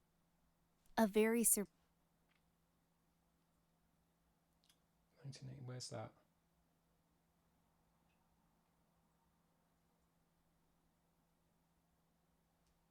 Where's that? I've lost my place now. Trial for Lisa's murder was held in Alameda County since she was killed in Oakland. The other two cases were from Contra Costa County. Phil went to trial for Lisa's murder first in April 1980. Okay. A very surprising witness appeared during the trial. Phil Hughes' mother, Stella Hughes. Stella appeared on the stand wearing dark glasses and was only in the courtroom for 20 minutes. She testified that Phil had always been a problem child, and when he was 4, began throwing little birds and mice over the fence into the neighbor's pool. She testified that Phil had always been a problem child, and when Did you just say that? She testified that Phil had always been a problem child, and when he was 4, began throwing little birds and mice over the fence into a neighbor's pool. She said when he was 8, his father found him in. She said when 8, his father found him dressed in women's clothing. They began taking him to a psychiatrist in an attempt to help his psychological issues. Kathy Carson, Phil's ex-girlfriend, testified as well. She told jurors Phil had been confident. He could talk his way out of his criminal acts. She told jurors Phil had been confident he could talk his way out of his criminal acts by showing he was not responsible for his actions. Phil also thought he would make a great psychiatrist. This is quite common for serial killers. They always think they understand people's psyche. They always think they'd be really good psychiatrists, psychologists, doctors, they always think they would help people. And it's like, if you think that, why did you do the thing? Jesse, it's true crime. You're only doing your duty by accurately portraying events. Yeah, I agree. Normalizing self-care is very well. You're doing the community justice here. This is why I love you guys so much, because you not only have the same moral values as me, but you say it more eloquently than I could. Like his ex-wife.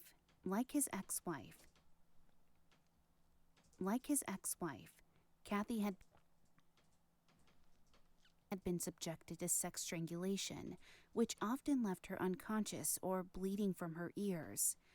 Kathy said she was terrified, but she stayed with him because she loved him. Phil told her these actions were the result of LSD flashbacks. The state rested their case on a luminous photograph in the shape. The state rested their case on a luminous photograph in the shape of Lisa Beery's torso. An Oakland police the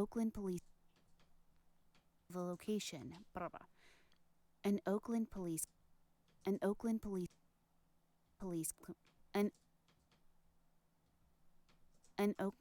criminalist went to the location in the Montclair home where Suzanne said Lisa's body had been, spraying luminol on the surface.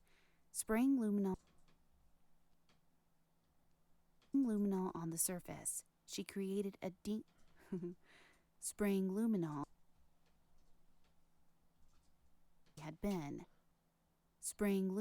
on the surface. She created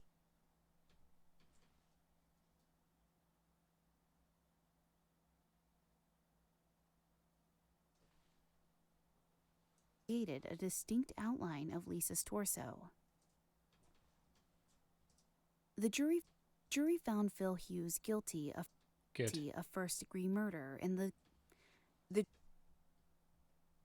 jury found Phil Hughes guilty of first-degree murder in the Lisa Beery trial. Afterwards, a sanity hearing was held. A Walnut Creek, California psychiatrist testified to jurors that Phil Hughes had admitted to the killings. A Walnut Creek, California psychiatrist testified to jurors that Phil Hughes had admitted to the killings. Phil told him that they were a form of therapy to help himself untangle his macabre hang-ups. The doctor also explained to jurors that Phil Hughes was a necrophiliac who would kill his victims, then rape them. This was the only way he could climax. Dr. Hugh Winnig testified that not only was Phil Hughes a necrophiliac, his fetish was even worse because he had the compulsion to kill his. Also, someone in the chat has let True Crime Falcon know it's not them being a problem. It's the events. It's a good thing not to gloss over them. I will tell Lainey this is the case. Lainey, and as well as all the true crime podcasters that I work with, this is the reason why they do it. They don't do it to glorify. They don't do it to, monetize off it. They do it to bring awareness and bring basically what you said. It's the events. It's a good thing not to gloss over them. Discord chat. Lainey says, I'm too pregnant and hormonal. You're so kind. Send them socially distant hugs from me for understanding. His victims himself. Yeah, Lainey, I'll chat to you afterwards about this. But basically,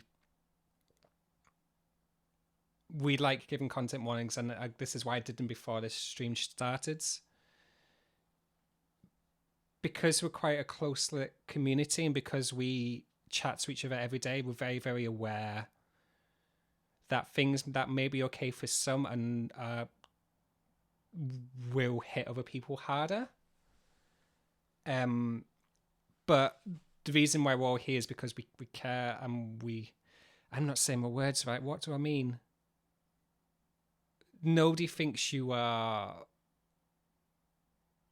profiting unfairly off these cases. People realize why you do the podcast and why you make a difference in the world. And it's very much why I choose to be parts of true crime podcasts, or rather the true crime podcasts that I choose. It's because we want to bring justice. We want to show that this is not right, that people should not be glossing over, and people should not be not caring about these victims because they're not white or they become from a minority background. I'm not saying these people are. I'm just saying in general, true crime deals with the cases that people don't know about, that people have been treated unfairly, unkindly, or they bring awareness that people are aware that this exists in the world, and how can we do better with it.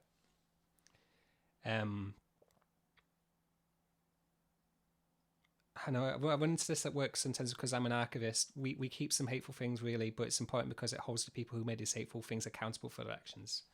Yeah, said it better than I ever could. We need to hold people accountable. And if we don't tell these cases, then, people get away with it. Yeah, these people, Lainey especially, is very ethical and very sensitive, and we check the work and we cross-check it. And with some podcasts, with Canadian true crime, some of the cases we do are built with the families who want to tell them. So when it's people, especially with the cases in Canadian true crime, we're dealing with people who are in minority, or, the parts of the population where people seem to not care because of the colour of their skin.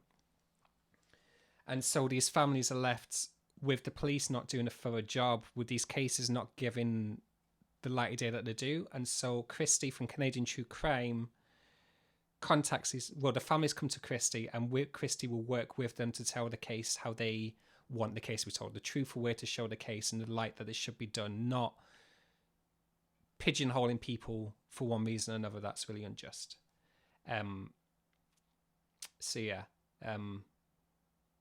Sorry, this is really heavy. It's true crime, and I think because I'm desensitized, I didn't think as much as I should have done about doing a true crime podcast. I'll be much more aware of that in the future, and I'll be making sure to check out that this happened, that the next time it won't be I'll make sure the content one's up to scratch. I'll make sure the cases aren't as heavy. I'll make sure. The biggest thing I wanted to do today is show you just how podcasts edited. Lainey, the Discord's saying that they really, really appreciate the care that you take in these matters, and they really, really appreciate you. I appreciate you. It's why we work together, and why we've worked together for 4 years. Anyway, I'm going to get back in. Then have sex with them. Discord, if you're not wanting to hear, I'd say give it 5 minutes, but I'll tell Twitch chat when the gory bits are done. Yeah. Phil told Dr. Winnig, I would totally... But yeah, watch out for content ones from now on. ...get involved during the violent attacks on my wife or the murders. I would get totally involved. Winnig. I would get totally involved during the violent attacks on my wife or the murder victims. The cool part of me disappeared. I kept on doing it to see why the cool part went away. You could almost say that those killings were therapeutic. Despite these conversations, the psychiatrist said Phil was not legally insane because Phil went to extremes to keep from being found out, which suggests that he was aware of the and illegality of the crimes.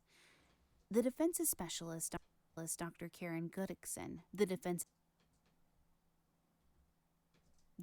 specialist, Dr. Karen Goodixon, disagreed. She believed Phil was overwhelmed by delusional thinking at the time. She believed Phil was overwhelmed by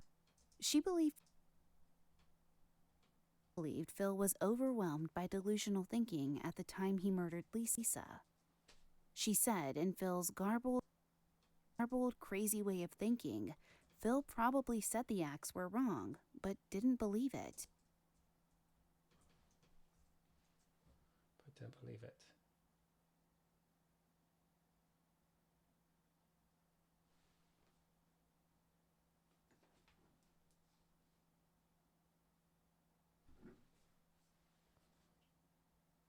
Hang on, just checking if it comes up again.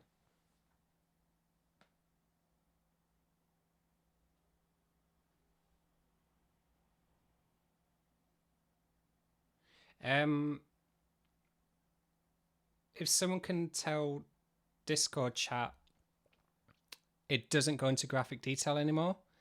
It's now going into the case, the court case. So it's more about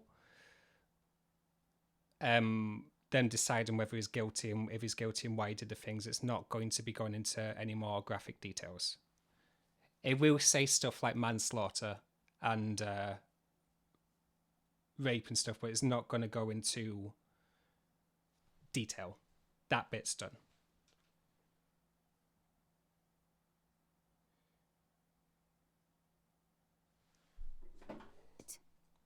The jury deliberated for 1 hour and 15 minutes before deciding that Phil Hughes was sane. Yeah, good. He is sane. He's not using a criminally insane thing to get out of this. Sane. He was sentenced to life in prison with the possibility of parole. Don't like the possibility of parole, bet. After his sentencing, Phil gave a statement. He said he remembered enough of the murder to know that, quote, I am responsible for her death. However, he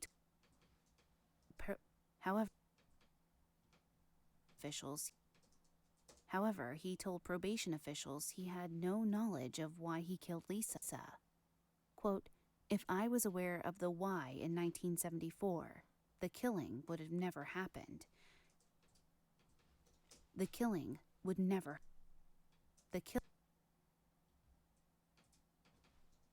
Happened. He continued by saying, the best way I can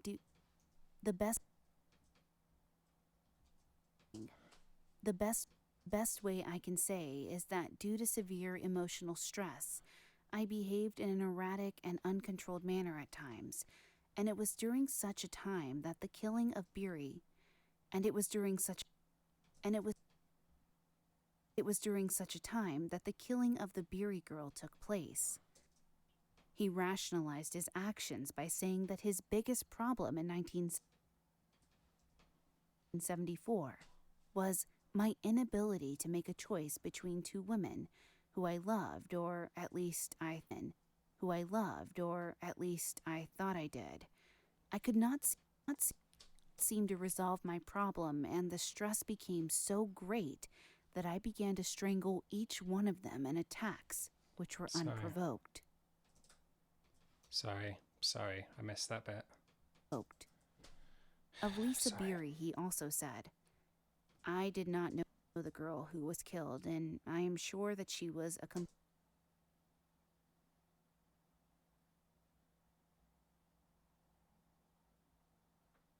completely innocent victim of whatever I was at the time. It was never my intention to hurt the girl, at least consciously. I have been totally a person who can't stand to see anyone hurt. The prosecutor told the judge, Hughes is one of the most dangerous persons to ever be convicted of murder in Alameda County. He believed Phil He believed Phil was responsible for more than he believed Phil was responsible for more than 3 killings that he believed Phil was responsible for more than the 3 killings that he was charged with. The prosecutor told the State Board of Prison. The prosecutor told the State Board of Prison terms never to parole Phil, although he was eligible 7 years after his sentencing. The prosecutor said, "Philip Hughes is a cold-blooded, vicious killer who will always be a threat to human life, and he should never be released from prison." Yep, I would agree with that.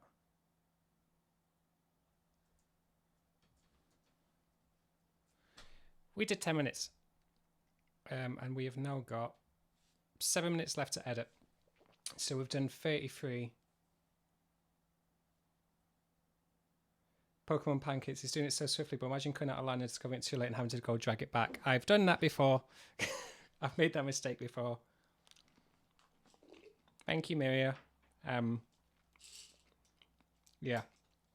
I'm very good at noticing now when lines get repeated. Oh. Hey, Naomi. I know I've missed like 1,000 bits of chat.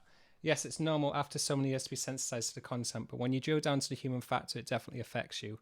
It's just mind-boggling that people are capable of this, which is partly why I share these stories, because they truly walk among us, and I do not want people just to be aware of it, not to live in fear, but to be empowered. To know so they can trust themselves and their gut feeling. I 1,000% agree. Yeah, what Lainey said, I absolutely agree with it. 7 minutes to go. Let's launch through.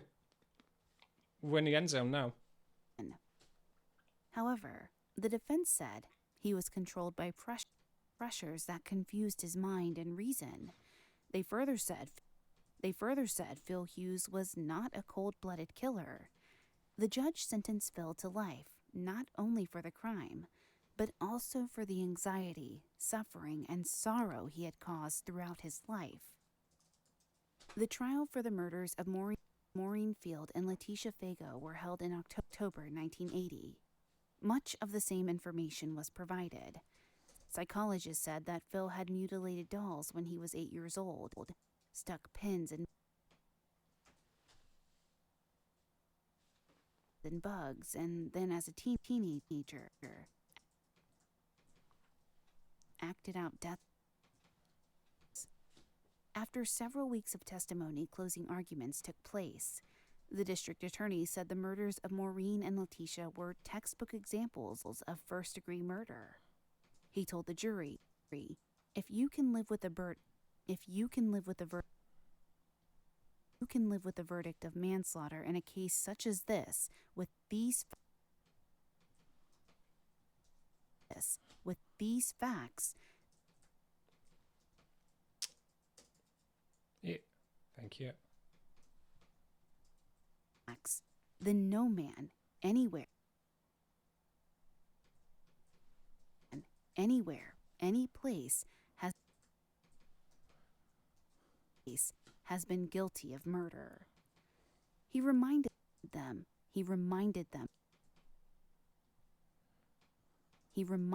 of the details of Letitia's murder, and also that Phil actively hunted victims. Defense attorneys pointed to Phil's mental problems, stating Phil Hughes was in a state of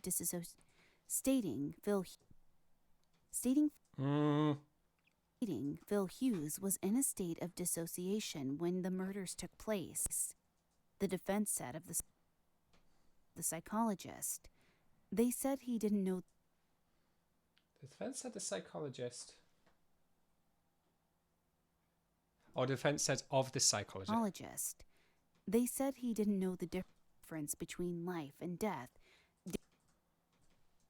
Yep. Didn't know if he was alive. Had a total inability of expressing feelings and thought that when you die, your body assumes another form or body. The district attorney rebuked this line of thought, saying no one could know for certain if Phil was in a state of diminished capacity. Saying no one could know for certain if Phil was in a state. Saying no one could say for certain. Saying no one could know for certain if Phil was in a state of diminished capacity or not, and even if he was, no one could say it was 50% or 90%. There was no citing. There was no scientific. Citing, there was no scientific. Got you. Citing, there was no scientific method to this. The jury. To this.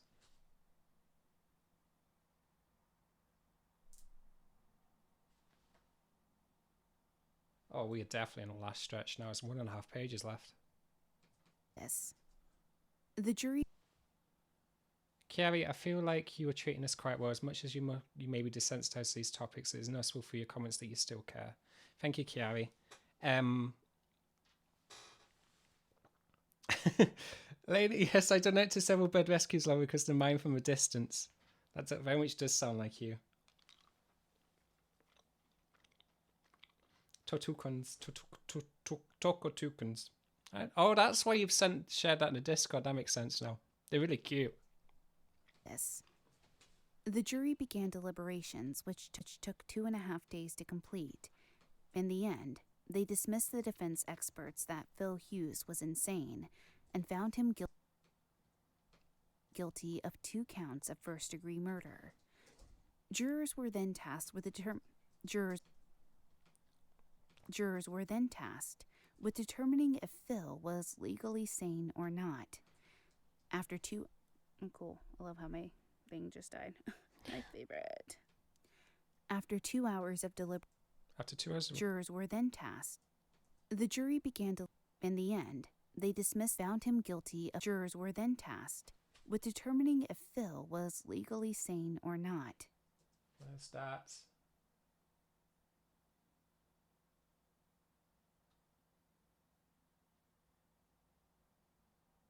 After 2 hours.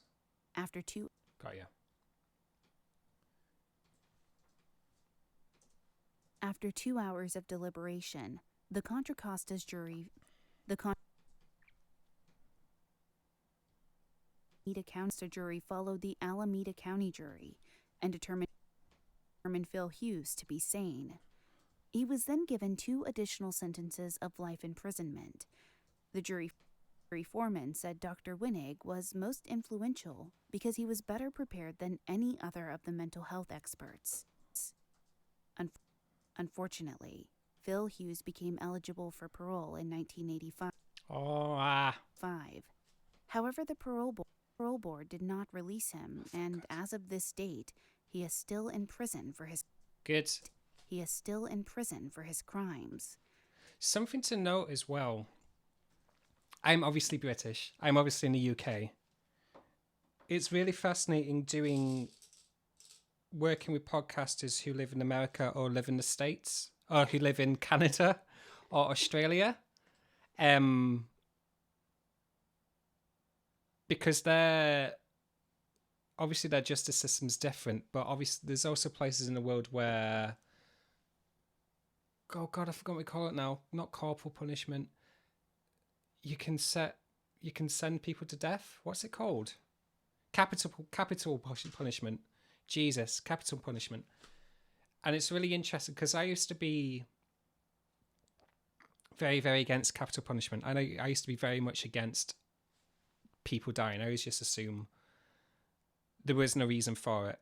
But the more I think about it and the more I see cases, the more I realize that it is a grey area, whether it's beneficial to society that this person stays alive, or hey Bryn, if Bryn's here, or the reasoning for why you'd want to give someone a capital punishment. Yeah, doing these true crimes has really much opened my eyes to many, many different views of it on my own. And whilst I don't agree with them all, I very much understand why they side the way they do for death row. Yeah. And it's really interesting because not every state has death row. Some do, some don't. And it's really interesting to see how the cases differ from state to state, especially from an English person looking in. You very much realize that America really is like, God, is it 50 states? Or is it 51 states? 50 states. 50 countries bulged together to pretend it's one big country. Yeah, Bryn, I would agree with that. The problem, of course, capital punishment is probably predominantly used in prejudiced ways. Thank you, Anonymous Gifter, for gifting Raccoon Friend a tier 1 sub. Yeah, the problem is the fox system can have too easy false positives. Yeah. I don't really know what the solution is yet, but I do know it's not as black and white as at first I thought it would be. At the time of the murders, the death penalty. At the time you're saying it here. At the time of the murders, the death penalty was not available. There we go. Death penalty was not available. So he could not receive it for. So he could not receive it for these crimes, like many other serial killers did in California. Suzanne Perrin was granted immunity for her crimes. This was a sticking point with Maureen Field's family, who felt she should have been charged as well. Her brother said Maureen was cool and fun. Phil Hughes was a neighbor of the Fields family. Phil Hughes was a neighbor of the Fields family. Before he killed her, Maureen said a prayer of contrition, giving her family peace she had turned to her faith in the face of death. Not as much is known about the other two victims. Letitia Fago had moved to Walnut Creek to get away from the crime of the city. Lisa Beery was an honor student. Paul Holes, a criminalist who helped solve the East Area Rapist/Golden State Killer case, believes Phil Hughes was involved in more than these 3 murders. While trying to prove this, one of the unsolved cases, Cynthia Waxman, was linked to another serial killer. While trying to prove this, one of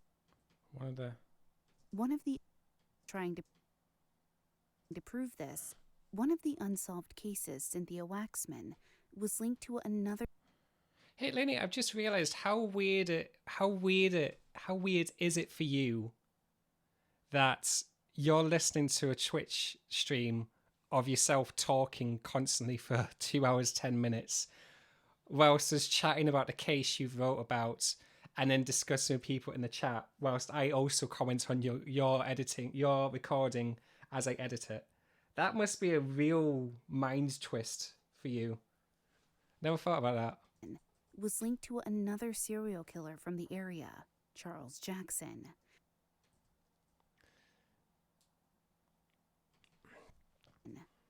Phil Hughes remains a person of interest in several other unsolved killings from the time, including Cosette Ellison.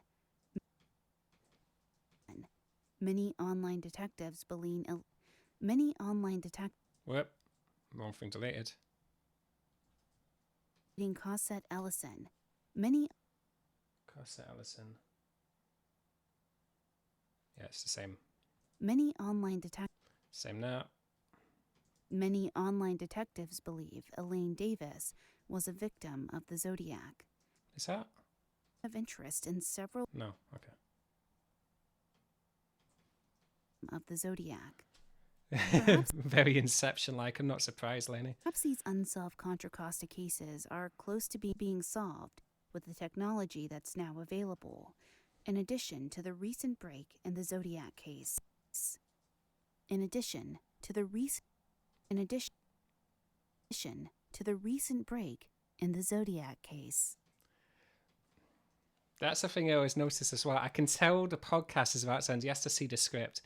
But Lainey has the same rhythm when she's done the final paragraph in the case before she's now going to go into the outro.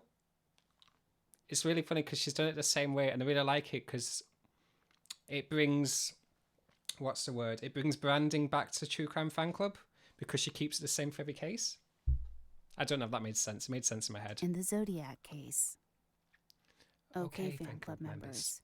As I conclude this episode, my one question to you is, how will you sleep tonight?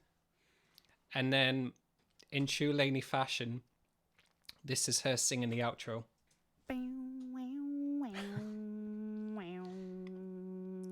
Which I'll add in a moment. It's I made it back in 2017.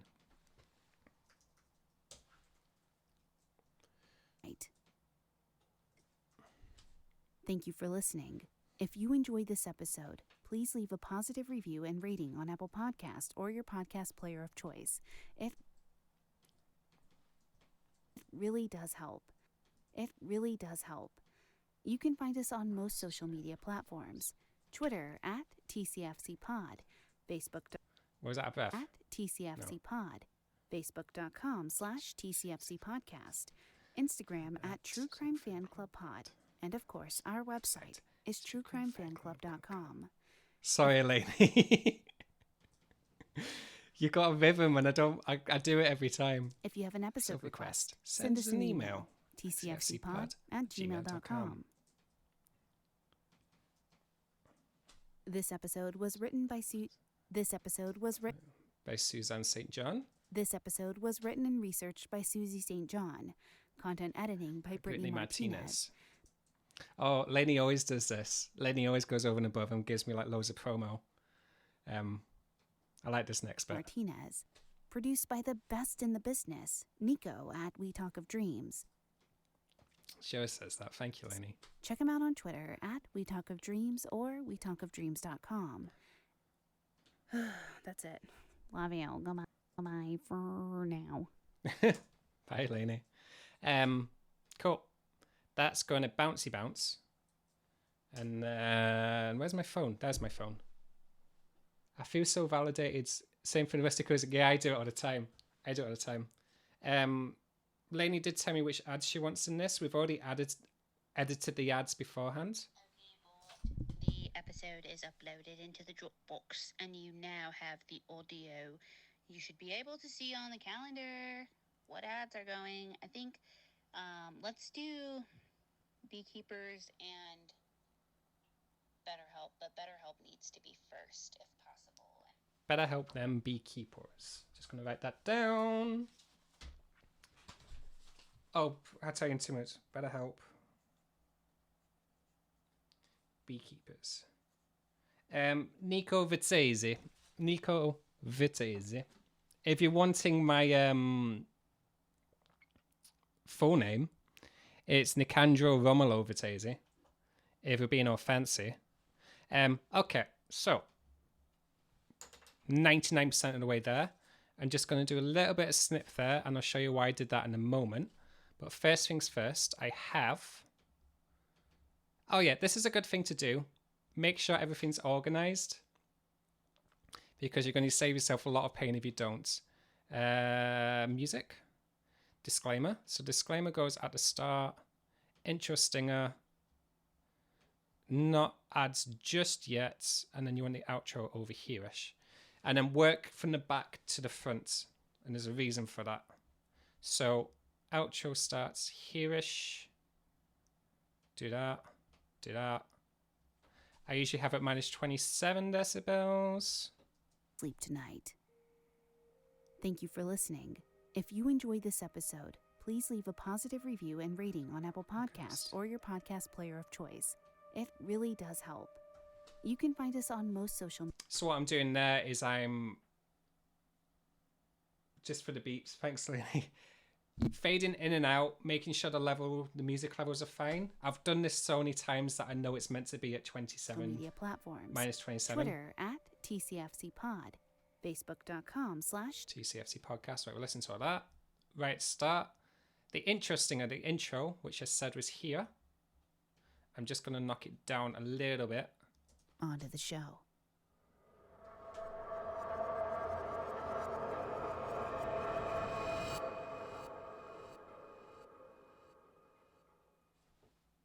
On November 14th. And then that starts. I go for the name convention progress final. Oh yeah, I do that a lot. I used to do that a lot. Gotta get a donation posted about what to name the next Nico. And then we move this over. So it's like that. Explicit content is found in this episode. So listener discretion is advised. And that is the Patreon version of the podcast done. So go to the end, make sure it ends there, go back there, save it, file, bounce, project, MP3, not that one, 320 kps, into portfolio, True Crime Fan Club, episodes, Stella Hughes, no ads, Patreon.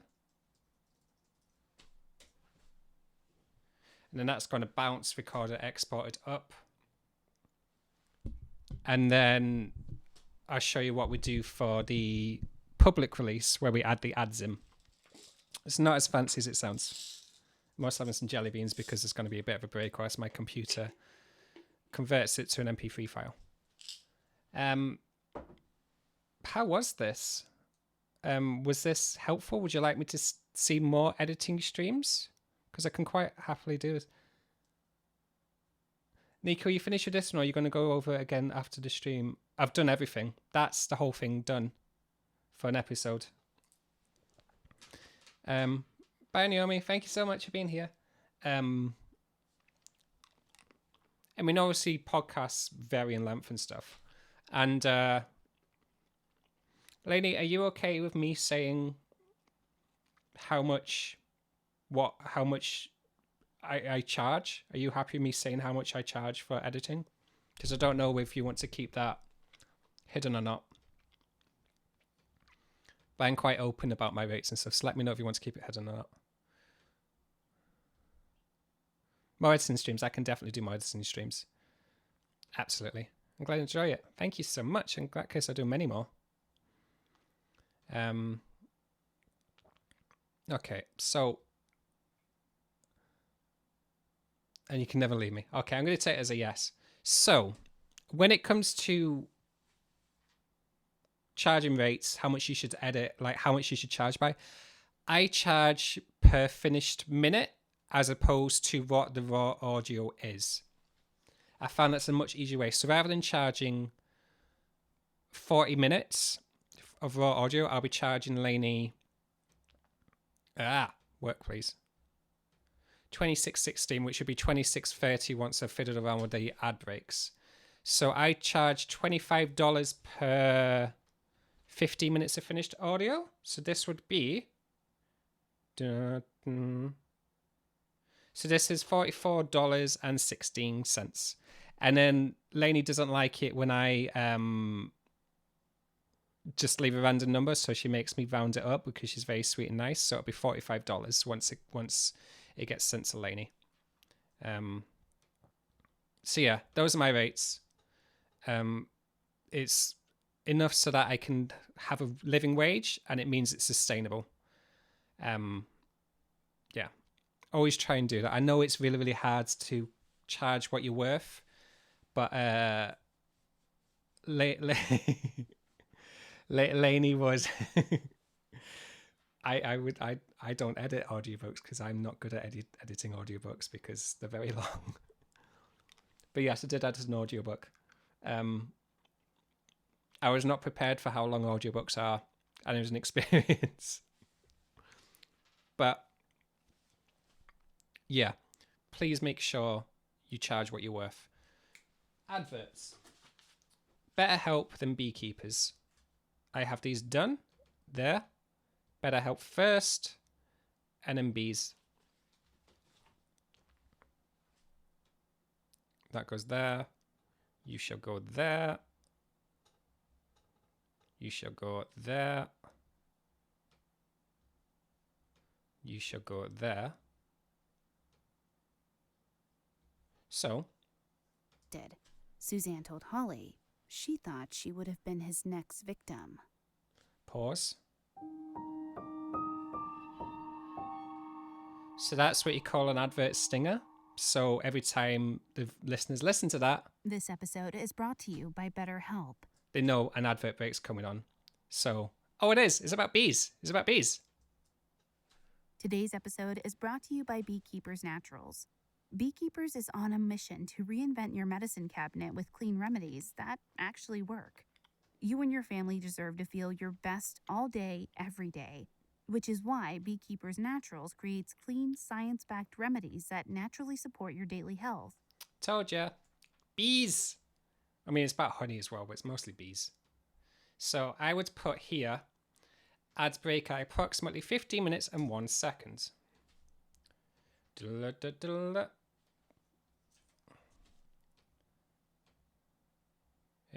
With ads.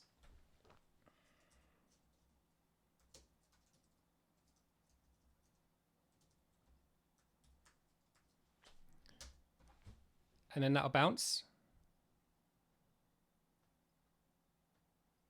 Lainey.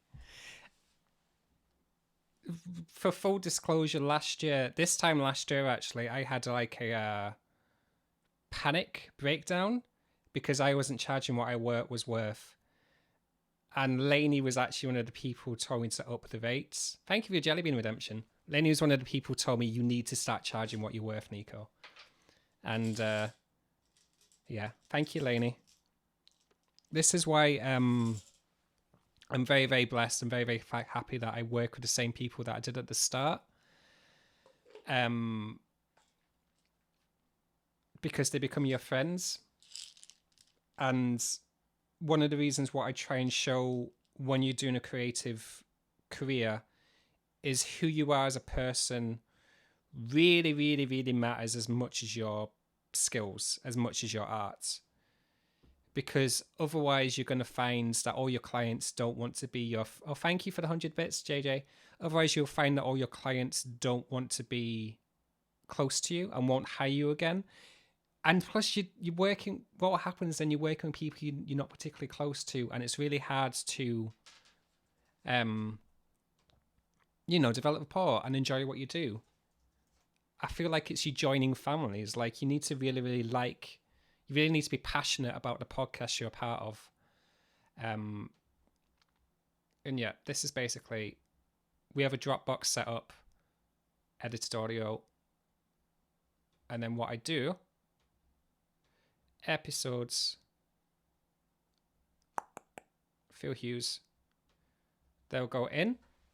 For full disclosure, what I'll then do now is I'll text Lainey, which I'm going to do now, even though she's in stream. Episode uploading, lads. And then whilst that's doing that, then I send over the invoice, and that's literally start to finish done. And yeah, and Lainey, now you can see exactly what you pay me for, basically. It's really surreal. I don't think I've ever shared that with a client before. It's one thing sharing it with people, like your community, like on stream, but it's another thing to do it whilst your clients in the chat. So thank you, Lainey. I hope I've justified myself. No.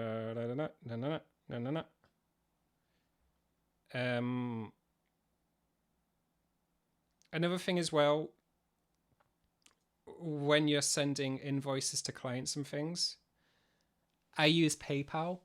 There is many other websites that will give me a bigger cut than PayPal, but PayPal gives me buyers and sellers protection, and also everyone in the world knows and trusts PayPal, which is why I use it.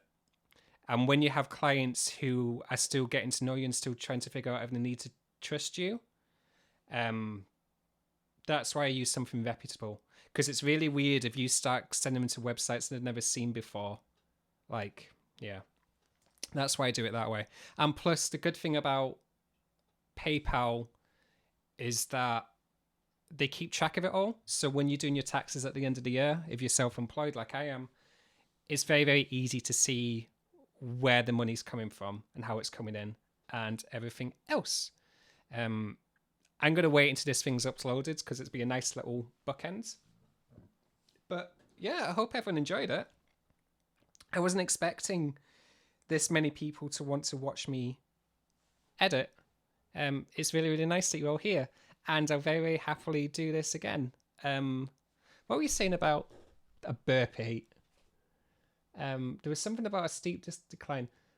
Make no mistake, your career is built on a steep incline. It's a slow climb up, but it's a fast fall down. Yeah, I would very much agree with that. Thank you, Mia, for saying impressively efficient. Yeah, which again is why it very much matters who you are as a person. Because when you make mistakes and people know who you are, it's much, much easier to forgive you, as opposed to if you're PG-13, but if you're a dickhead, people are going to get really angry because they think you won't care about the podcast and they think you're just doing this because you maxed out, you capped out for one reason or another. So yeah, that's where it matters. Whilst I'm waiting, thank you very much for being here. If gosh, language. If you want to support what we do, there's several ways you can do that. Just being here really helps. Through subs and bits really help for myself and to pay the mods I have. You could donate for us through the Ko-Fi, or if you are so inclined, you can get yourself some very nice Beeps merch because we now have a merch store.